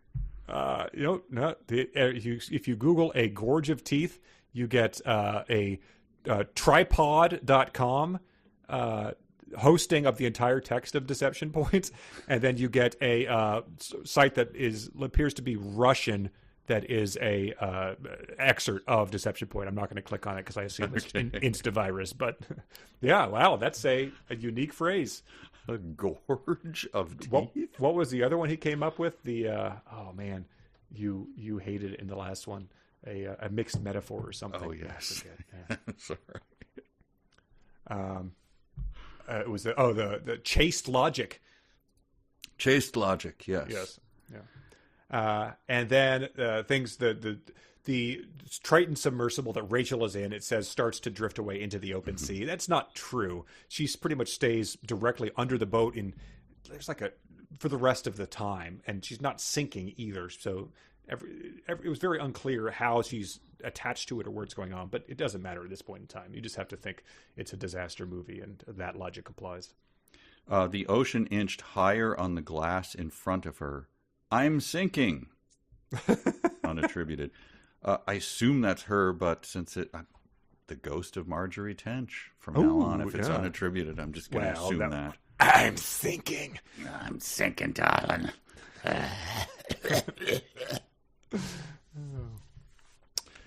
We go back to the senator, who's thinking every political career has a defining moment, and this is mine. Life is filled with difficult decisions, and winners are those who make them. And she's going to turn him in, so he says, I made you, Gabrielle, and now I've unmade you. I say that to my bed every night. Wow. So he's just gone full out. I mean, before he was like slapping guys on the back and drinking scotch and smoking cigars and like, okay, this is just standard, you know. Mm-hmm. This could be on the Chair Company, you know. This is something with it. But now he's just like fully like, you know, going into the theater and watching Child's Play 2 and like It's like, Senator, where did you get one of those things that the electrical spark travels up in? I thought those were only in Mad Scientist Land. Yes! But I have one now. Live! And so what he's doing is he's taking the things that Rachel faxed him. He's making copies of them, and he's doing all this while he's being like, nothing can stop me. And he's putting them into envelopes, and then he's taking his personal wax seal and sealing them because he's really determined to just make this as dramatic as possible. And then he also, Gabriella's like, I can't believe you're going to let your daughter be killed. I'm calling the white. Sexton spun and slapped her hard across the face. Yes, shades of Larry and Denise. Yeah. Wow, yeah. Except this time it's not a 12-year-old. And then he's like, you know, I don't care what you do. If you go public with our affair, I'll deny it and you'll regret it for the rest of your life. Spun and, slapped her hard. And, her lips split open. Oh, dear. Wow. So then she could probably hawk up some good bloody saliva, hot bloody saliva that she could spit on his face. Yeah. Then he'd really have to soak his head in the sink from the drain's point of view. Then back to the boat. The director of the NRO is shooting a machine gun at Michael Toland. Toland rips off his shirt and hurls it to the right. Pickering blew it full of holes, and Toland dashes to the left. So like a Looney Tunes maneuver of holding up a picture of yourself on a stick, and then Elmer Fudd blasts it. I didn't realize until I reread my notes that Toland is shirtless for the rest of this procedure. Yes, I did note that. So yeah, it was very much like in Stalingrad, holding up your helmet on the end of your rifle to see if there's any snipers out there. Yeah, and like ping. Ooh, okay, not yet. And it says, arcing high in the air, Toland heard the bullets whizzing all around him and knew a single graze would make him a shark feast the instant he hit the water. So that's second grader logic where as long as he jumps into the frenzied swarm of sharks in the water, they will not pay him any mind unless there's a single drop of blood in the water, in which case he's torn apart like a Tasmanian devil or putting something into a blender. Yes, it's the, piranha logic, right? Yep. Piranhas, most part, if you're a swimmer, they won't bother you, correct? Yeah, right. But if you throw a piece of meat in, they'll tear it apart. Exactly. Yeah, and I don't know when it wears off because he's fed them the fish. The sharks have eaten two other guys, so presumably they're still a little bit on edge. They're like, that was great. What's next? But they calm down as soon as those things are dispatched. They're looking at the other guy next to them going like, man, your teeth are like a gorge. I don't know what's going on with that. Like, yeah, well. I'm trying Invisalign. Come on, Sid. And then he realizes that she's stuck in the thing. He can't get her out because of something called hatch dogs that are bent. I was pretty confident it was going to come down to hatch dogs, just to pat myself on the back. I kind of called that one. And she's trying to kick on it or something, or I don't know. Exactly. It's there's if anyone doubted for a sentence that she was going to die alone in this submarine, I would be disappointed in you. But he does remind you that the helicopter that had one of the deltas on it who got eaten by sharks is now sinking down, Yes. and it has 15 Hellfire missiles still attached to it, and it's sinking towards a enormous patch of red-hot magma. So not only is there a volcano, he's about to drop 15 missiles into the volcano. Yes. Are we at 128 yet? Yes. Okay. I hope this one comes up in every, because now it's just like cutting back and forth between the submarine and there's nothing else going on here. Mm-hmm. But I hope this comes up in every book, because I know it's come up in our last book, and I'm sure it's come up before that. Toland's lungs ached for air, and yet he stayed right there with her. I did note that. Right? It's it, and then it comes up later again. What was in our last one? Well, I think when they were fighting the crabs, I think. Right, yeah. I think his lungs ached for air, because he was running out of his oxygen in the tank. Wow. I hope Sea it's hunt, in right? every one. Sea hunt, yes. His lungs are aching for air because I didn't know this was really possible, but it says, with no immediate option, Toland prepared to dive. Pulling in an exceptionally deep breath, he expanded his lungs well beyond their natural state, almost to the point of pain. More lung capacity, more oxygen. Is that just something you can do? I mean, we've all taken a pretty deep breath before, but you just decide to expand them beyond their natural state to the point of pain? I think it came up in our last book because we were talking about the breathing techniques you have to go through before you become a free diver. Free diver? Oh, wow, okay. And then the world record free diver was like some insane, like... Well, I'm sure that guy could do it, but like Toland, just like as that's what I mean. I don't know. I don't think it helps just to like. I'm sure you get a little more oxygen. I could try it right now. I mean, was that pain? You feeling pain? but I mean, it doesn't feel good. But I don't think I can hold that for more than like 30 seconds, especially with all the stress happening. Makes you more buoyant too, right? Well, yeah. Look, I don't know. Everything in this book could have happened, so it did.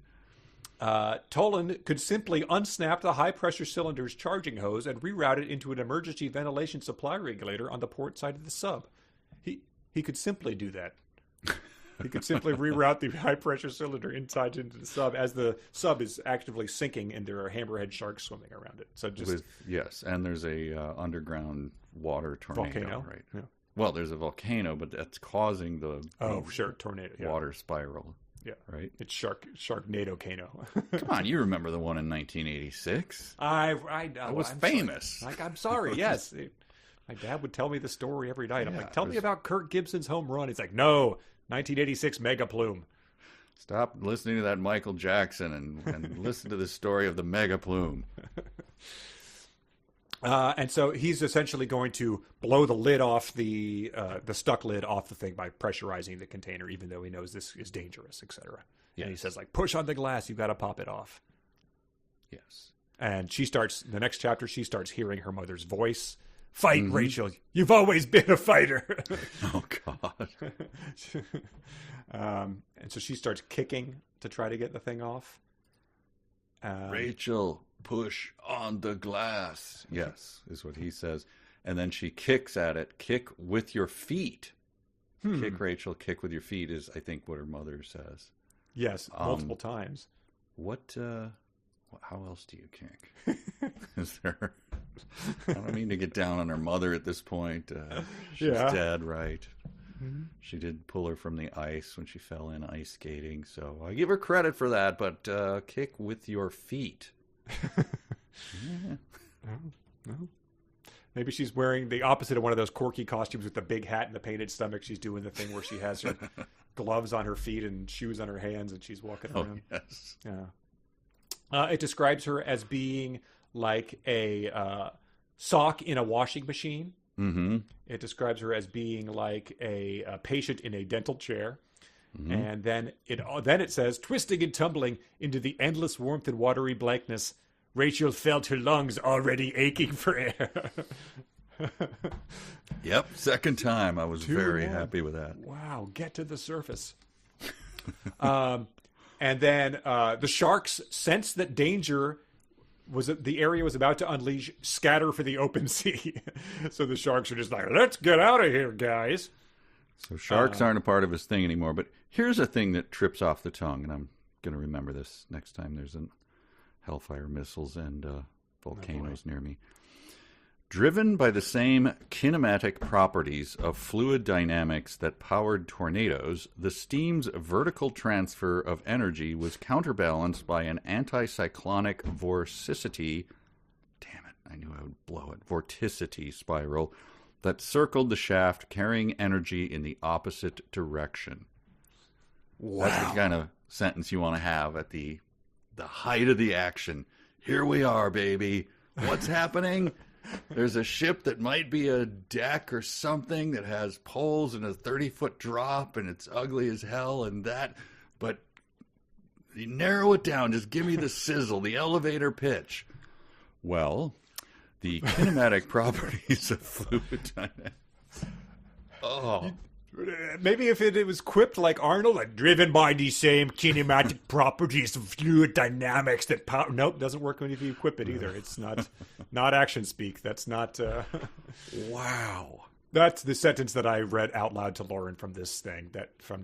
That is the one, and she, I think, made it to the anticyclonic vorticity spiral before she said, "Oh my God," and tried to walk out of the room. But I was like, "It's not done yet. The sentence keeps going." Wow. Already out of the house. And that is after, I'm sorry, I skipped ahead because the helicopter does hit the floor.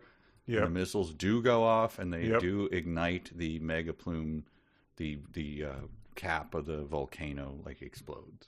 And magma comes out. Scorching pillars of steam. An oceanic black hole had just been born. Okay. And so Rachel felt like a child in a womb. Yes. So she goes from sock in washing machine to child in a womb pretty quickly. That's hot, wet darkness all engulfing her. I just wrote that. Do you remember that? I mean, I think we all do, right? When you feel like a child in a womb, sure. Hot, wet darkness. That you're really selling it there. Then it goes. So yeah, he just is describing essentially the pillar, the thing that in every action movie there's now a pillar of light that you're watching as things fly into or people get sucked into, and it's like, oh, I guess we should shoot that with our beams or something.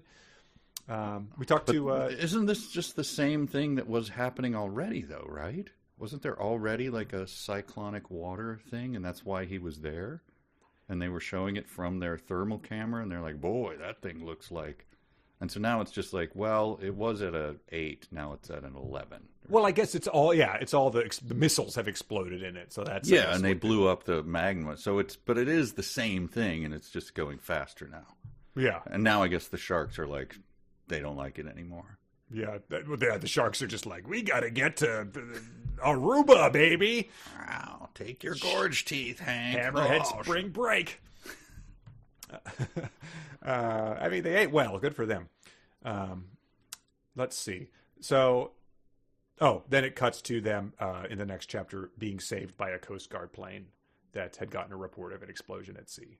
Well, not before Pickering. Right. Pickering on the deck of the Goya. Got it. On the bridge of the Goya. I don't know what there was like a plexiglass thing. I don't know. Anyway, he watched with dumbstruck awe. So he saw like the cyclone getting bigger and bigger. The water cyclone, not the below the water. Don't look at it, Miriam. Yes. Like a child before God, he gazed downward into the growing abyss. You know that mental picture we're all familiar with. Children looking down at God in an endless abyss. Just like that. If you can picture that, you can picture this. I don't think our youth minister ever went into that parable. We're almost done, folks. We're almost done. We're bringing it home. Well, it's impossible. If you're listening to this with someone who's not reading, you and your loved one, your child, make a bet about whether this is going to get any stupider. because and you know which way to bet. The odds would just be so much out of favor of that, but it is going to happen, I promise you. Well, they haul in a nude Corky too. They emphasize that they've hauled in stark naked Corky, and he is still played for comic relief for the rest of the book. Oh yeah, Pickering's final thoughts were with his daughter. Oh, I also like this. Looking out, they could see William Pickering, the Quaker. Kneeling in his black coat and tie at the upper railing of the doomed ship. And he guesses the last time they called him this? We're in chapter 130. The Quaker, I mean, I know he had 3 reasons for being called the Quaker, but I don't remember what they were. It was back in chapter 4. Okay. That's the only other time they've mentioned it. 3 times. It was because he dressed in black, I guess, like William Penn on the oatmeal, but also because when his temper was aroused, he could make a whole room quake with his rage. Oh, God. Yeah, it's important to give him an incredibly stupid nickname. Never mention it again until the guy dies like a child before God in the abyss. So well done, sir. Not part of his character trait in any way. Nothing that informs his character. He's just like, generic evil guy, black suit, blah, blah, blah, blah, blah, you know. They never see anything that's like, there's a Q scrawled somewhere. They're like, what could that mean? Wait a second, it's for the Quaker. He's behind this whole thing. He is the 4th man. God. So chapter 131, and then there's only 2 more to go, we swear. Yeah, but this is where this is the good stuff. This is great. So SSS, as we're now going to call him, because neither of us can say Senator Sedgwick Sexton. He calls a press conference and invites the nation's 10 largest media networks for the scandal of the decade. Yep. Everyone, nothing brings out the vultures like the smell of death. Sexton thought, at least someone thought it, and it was attributed to someone. Thank you. Yeah, there you go. But he hands out the white linen envelopes that he had made, remember, embossed with his monogrammed seal. Yeah, it seemed like a weird and unnecessary detail at the time, yet here we are. I also like to point out that this press conference is taking place at the base of the Washington Monument. So, I don't know, half a mile, quarter of a mile away, a major presidential aide has been killed in a car bombing. Yes, the car bombing. 3-4 hours earlier. Unsolved. But I guess unsolved. Yeah, the political, scandal of the year for certain, maybe the decade. But he's the park police have not roped this off or anything. He's free to have a massive press conference here. Yeah. So there's a guy in a brown flat hat next to him, just like sort of scanning the crowd, like, yeah, we're open. This is his speech. I've compressed it. He has his own thoughts in here, and mostly his own thoughts are like, these pieces of garbage, I wouldn't piss on them if they were on fire. Yes. But this is his actual speech. My friends, I have weighed this heavily. I've considered honoring the president's desire to keep this data secret, but I must do what is in my heart. The truth is the truth. I will not presume to color your interpretation of these facts in any way. I will simply give you the data at face value. I do not take pleasure in doing this, but I feel it is. What would you just tell us? What did you call us here to tell? Yeah, we are investigating a major crime, plus the discovery of last night. So could you just cut to the point if it's going to be bigger than an extraterrestrial life or Marjorie Tench dying? Insofar as I have called you, I feel it is in my... All right. Yes. Just say it. Webster's defines hubris as, well, why did I even mention that? What a silly word to bring up at this moment. He also, I like that he says, the reporter's eyes followed the envelopes back and forth, a pack of dogs salivating over some unknown delicacy. So it really is full Mr. Burns, just like...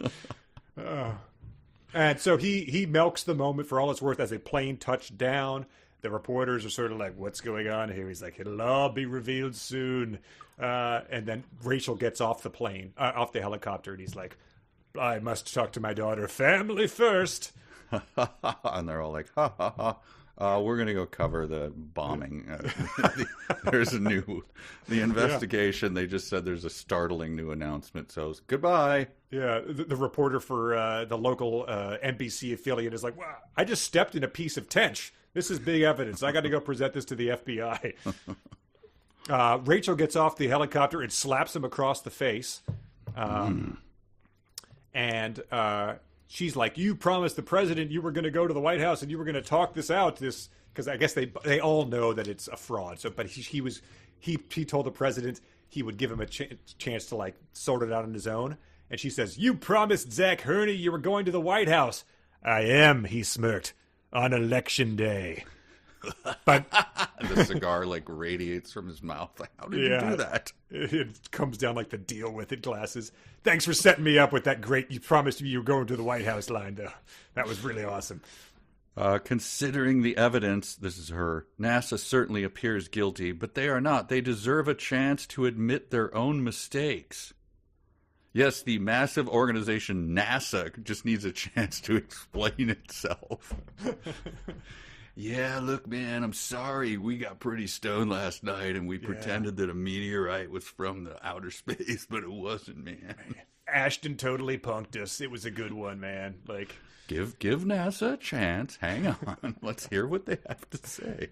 And like, what are you talking about? Did the Cleveland Guardians pitchers deserve a chance to explain themselves when you have like massive alleged evidence of fraud that they have committed and gambling, rigging baseball games to get a couple $1,000? Like, no, what are you talking about?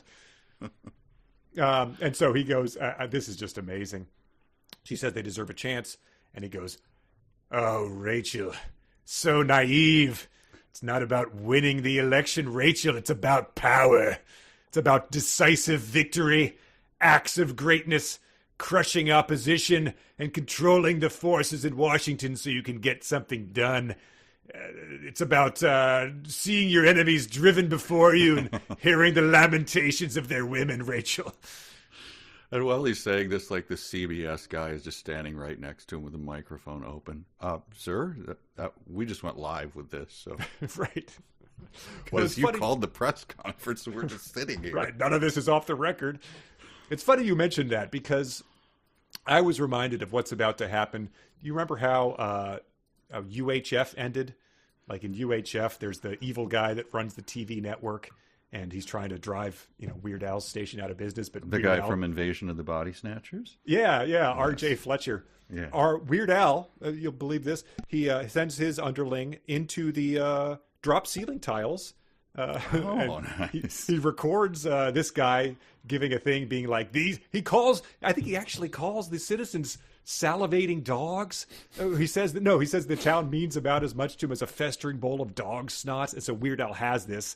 And the guy's about to go on the air. I forget what to present, but he's like, I have disturbing news that will be something everyone will want to see. I take no pleasure in presenting this. And then Weird Al hijacks the thing and presents, him calling everybody salivating dogs and stuff. So it's literally what happens. What's about to happen. Very similar to Dirty Work as well. Norm Macdonald gets the opera house owner on camera saying the exact same thing and plays it at his big opera.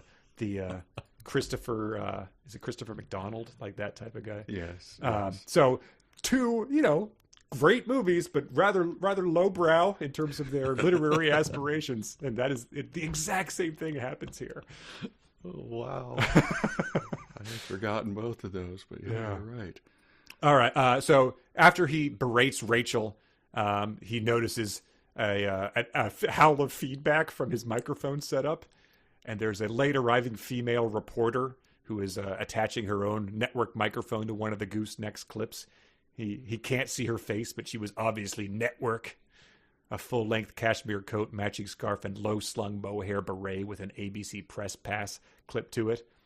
Stupid bitch, Sexton thought. Sir, you are the next president of the United States. I just wrote, give him a chance. He might still be the good guy. We don't know yet. Stupid. So she knocked his wax sealed envelopes off the thing, and he's like, "I'll take those." And she's like, "Oh, sorry," and hands him the envelopes, and he's like, "Everything still seems on the up and up with this arrangement."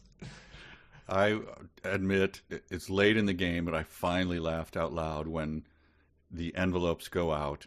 The obvious, I mean, everyone reading it, there's not a human alive who doesn't know the envelopes were switched. And the press is like, "Now these are authentic?" And he's like, "You're damn right they are." 100% authentic photos? Absolutely. It's like 6 times. It was like, you gotta be kidding me. Yes. Right. Now you're sure, because when you say that, yes, like, you stand behind the authenticity. My friends, I'll say this one last time. This evidence is 100% authentic.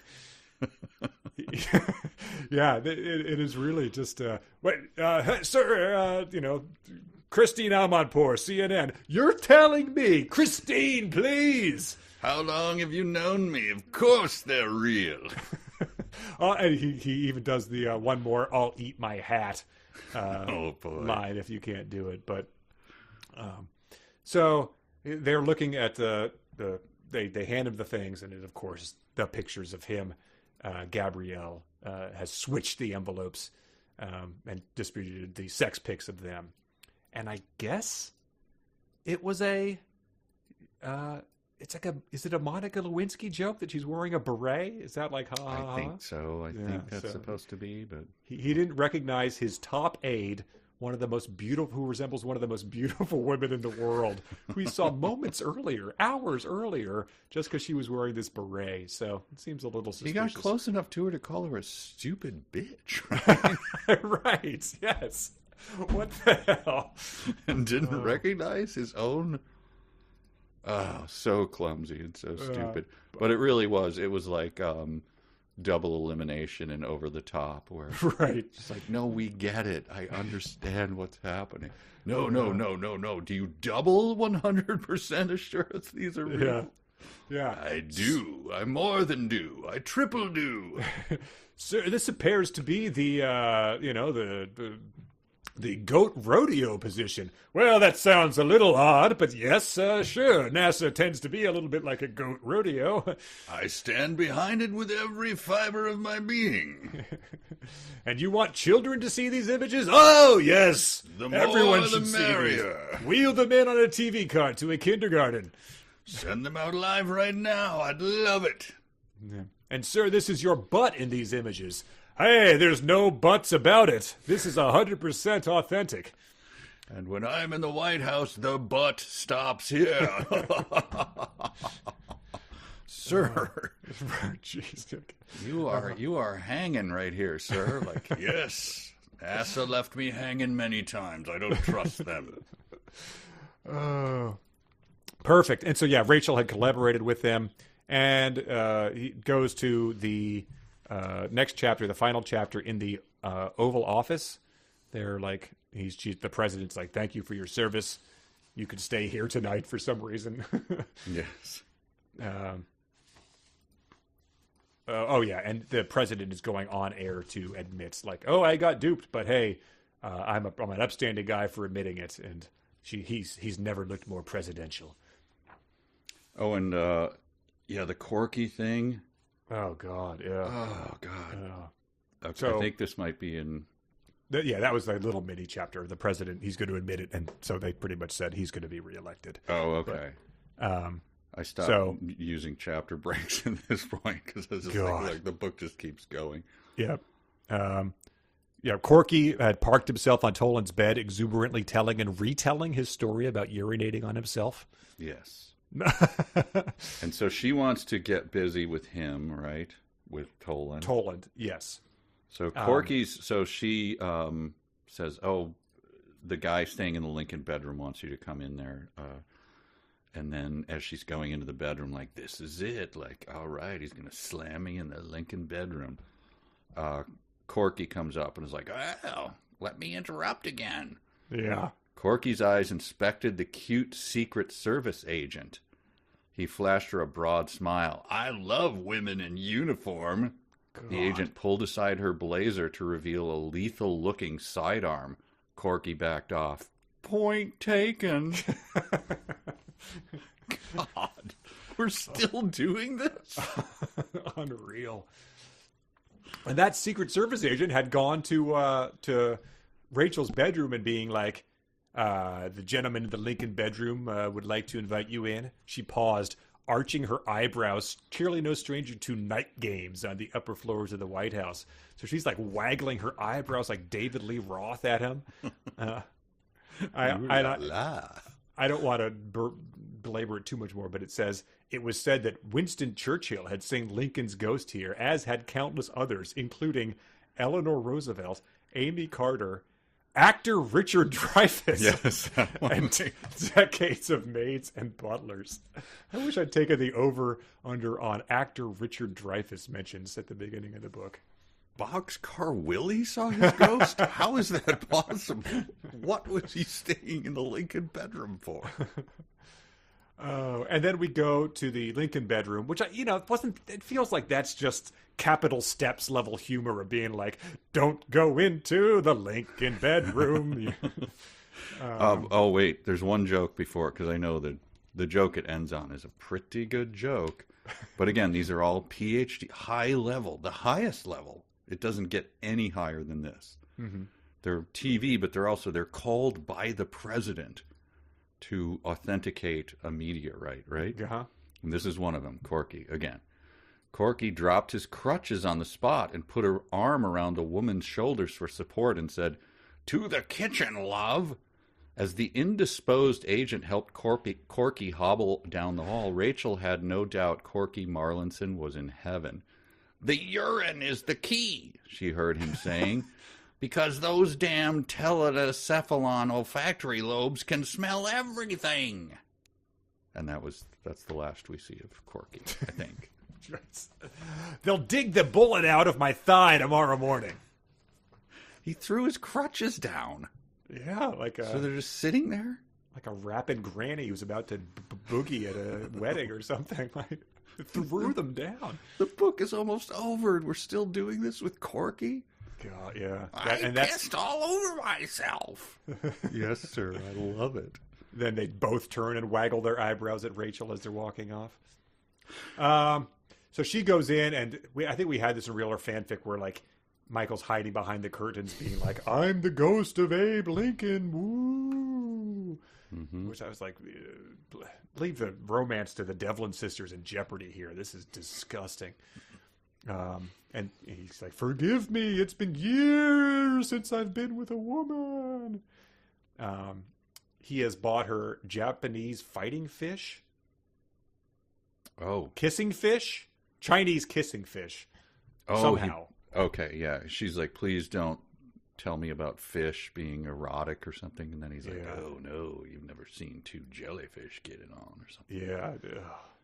And then she says, "Enough fish talk," she whispered, unbuttoning his pajamas. "What can you tell me about the mating rituals of advanced primates?"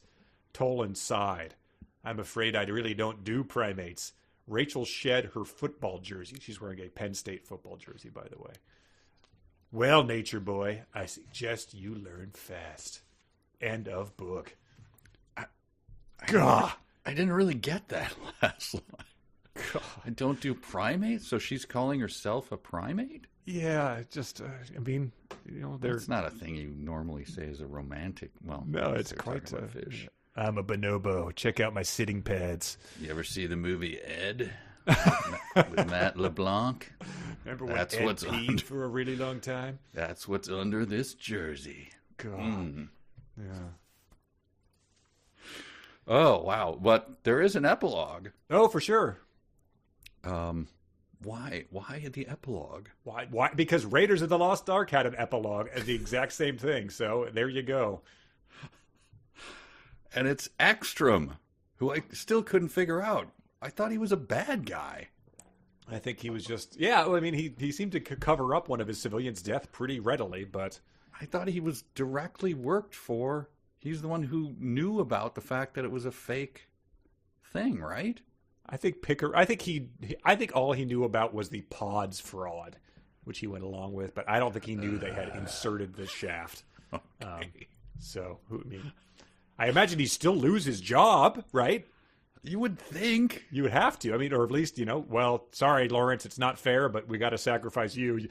Obviously, the head of NASA cannot stay in this role after they've most embarrassing history in his history. But just give me a chance to explain myself. Okay, you've earned it. You can go on to a 7-figure job as the president of a state school somewhere. Like, don't worry about it.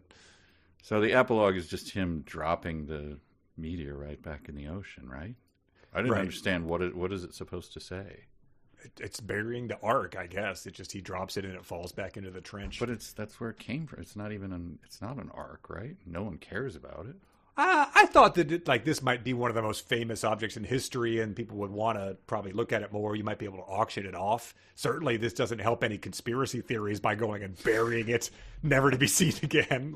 That's only going to make people more curious about what you tried to do. Okay, yeah.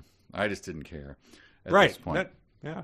I was busy about thinking about their primate love in the Lincoln bedroom. Right. What's Corky doing? Are they just eating a sandwich like Lady and the Tramp in the kitchen? Him and the Secret Service agent?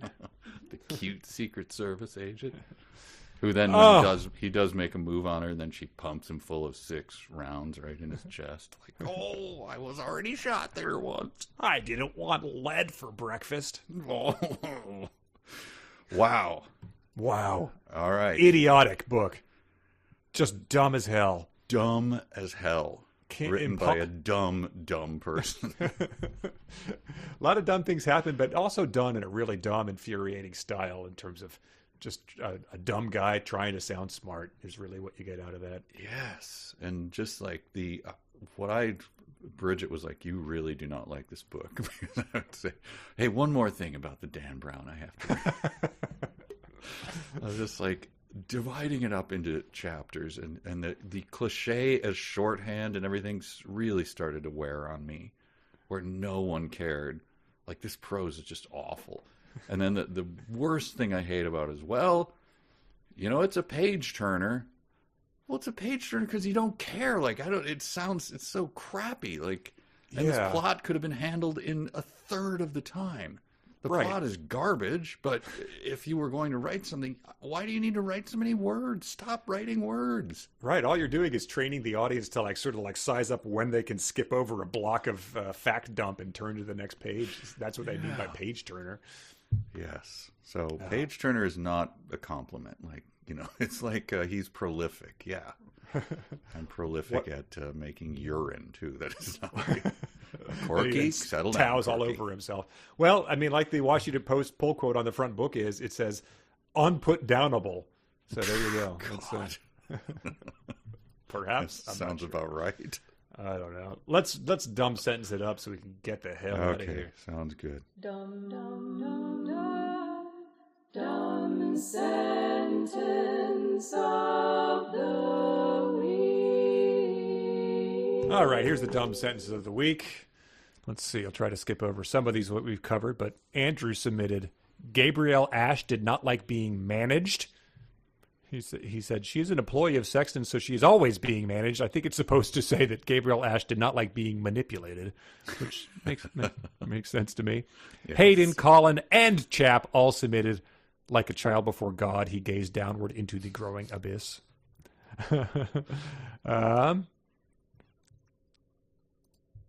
Katie submitted, feeling hypnotized by the shining images of his own resurrection, Sexton was drifting through a fog as he crossed the room.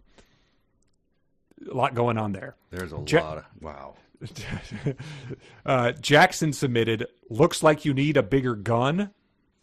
He just said, I'm just going for the bad attempts to write cheesy lines for the movie trailer, which there were places where you could have used one of those lines, and he didn't.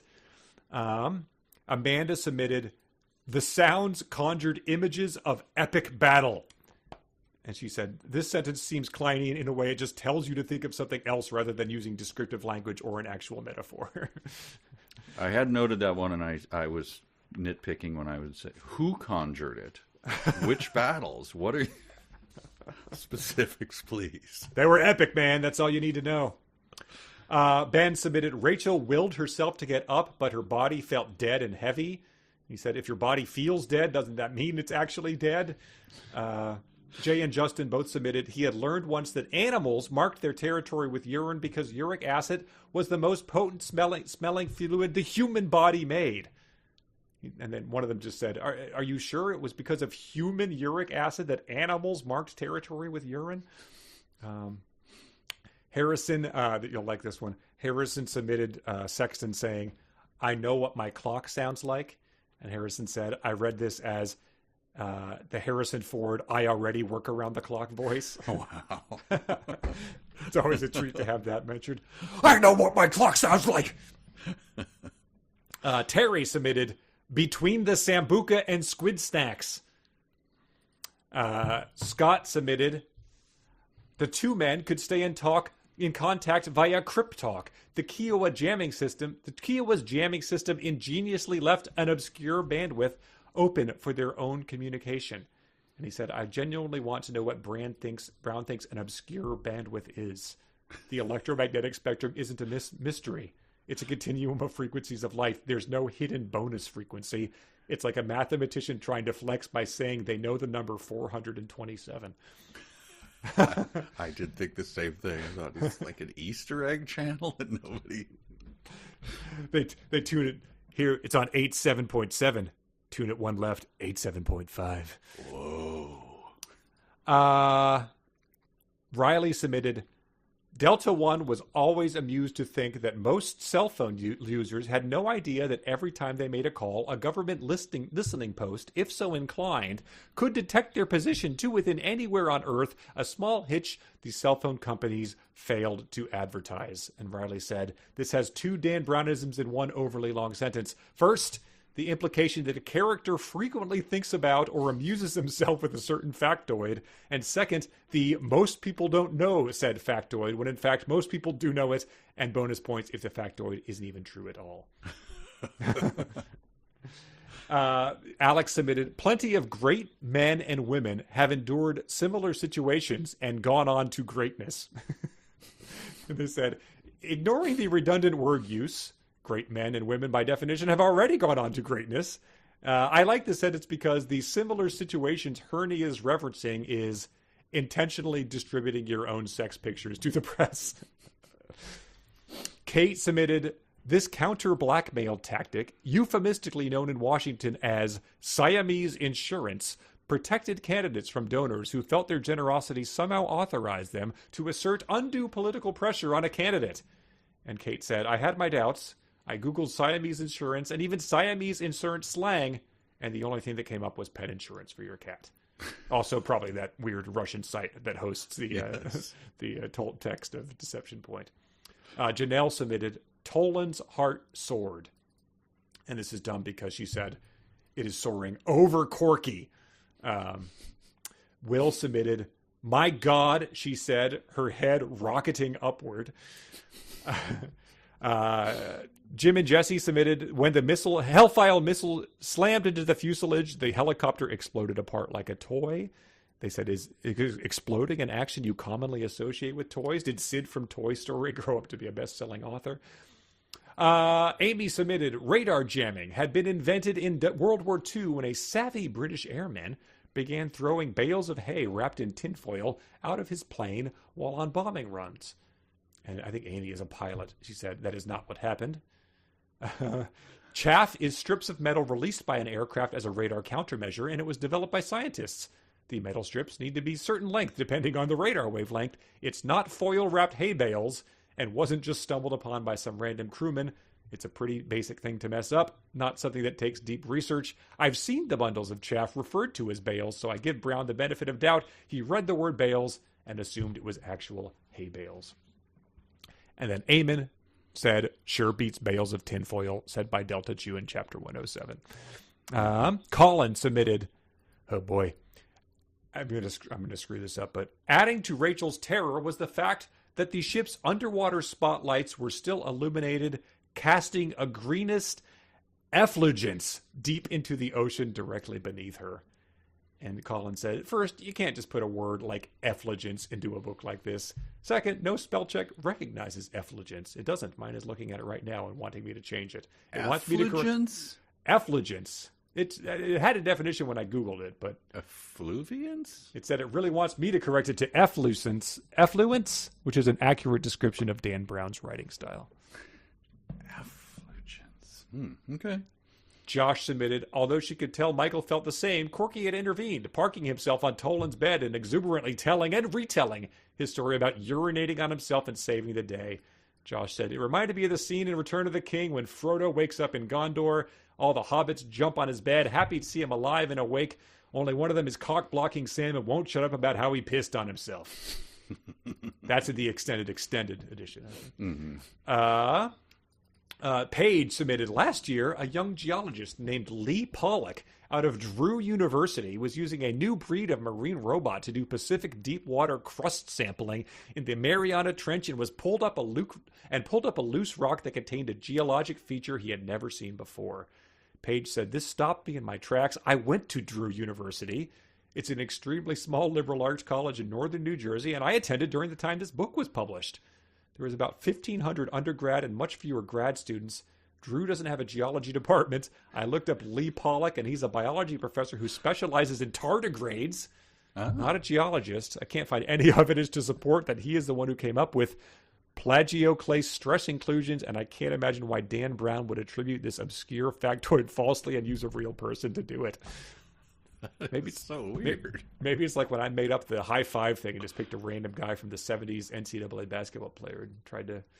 It's more credible if you pick a real person. His whole, that's like his whole gig is to like, you read something and you go, well, that must be true, because otherwise, why would you put so much detail, right? Right. So it's like when someone lies to you, like, yeah, man, I broke down on the freeway and weird, this guy came out and tried to stab me, and then the cop picked me up, and you're like, wow, well, I mean, yeah, that's so bizarre. It has to be true. And I was just late today. Yeah. More specificity makes it seem more accurate, I guess. Who would make that up? Sarah submitted, Delta One felt empowered as he gripped his weapon and glanced over at his partner dangling in the clamps. Harris submitted, it was said that Winston Churchill had seen Lincoln's ghost here, as had countless others, including Eleanor Roosevelt, Amy Carter, actor Richard Dreyfuss, and decades of maids and butlers. Harris said, the arbitrary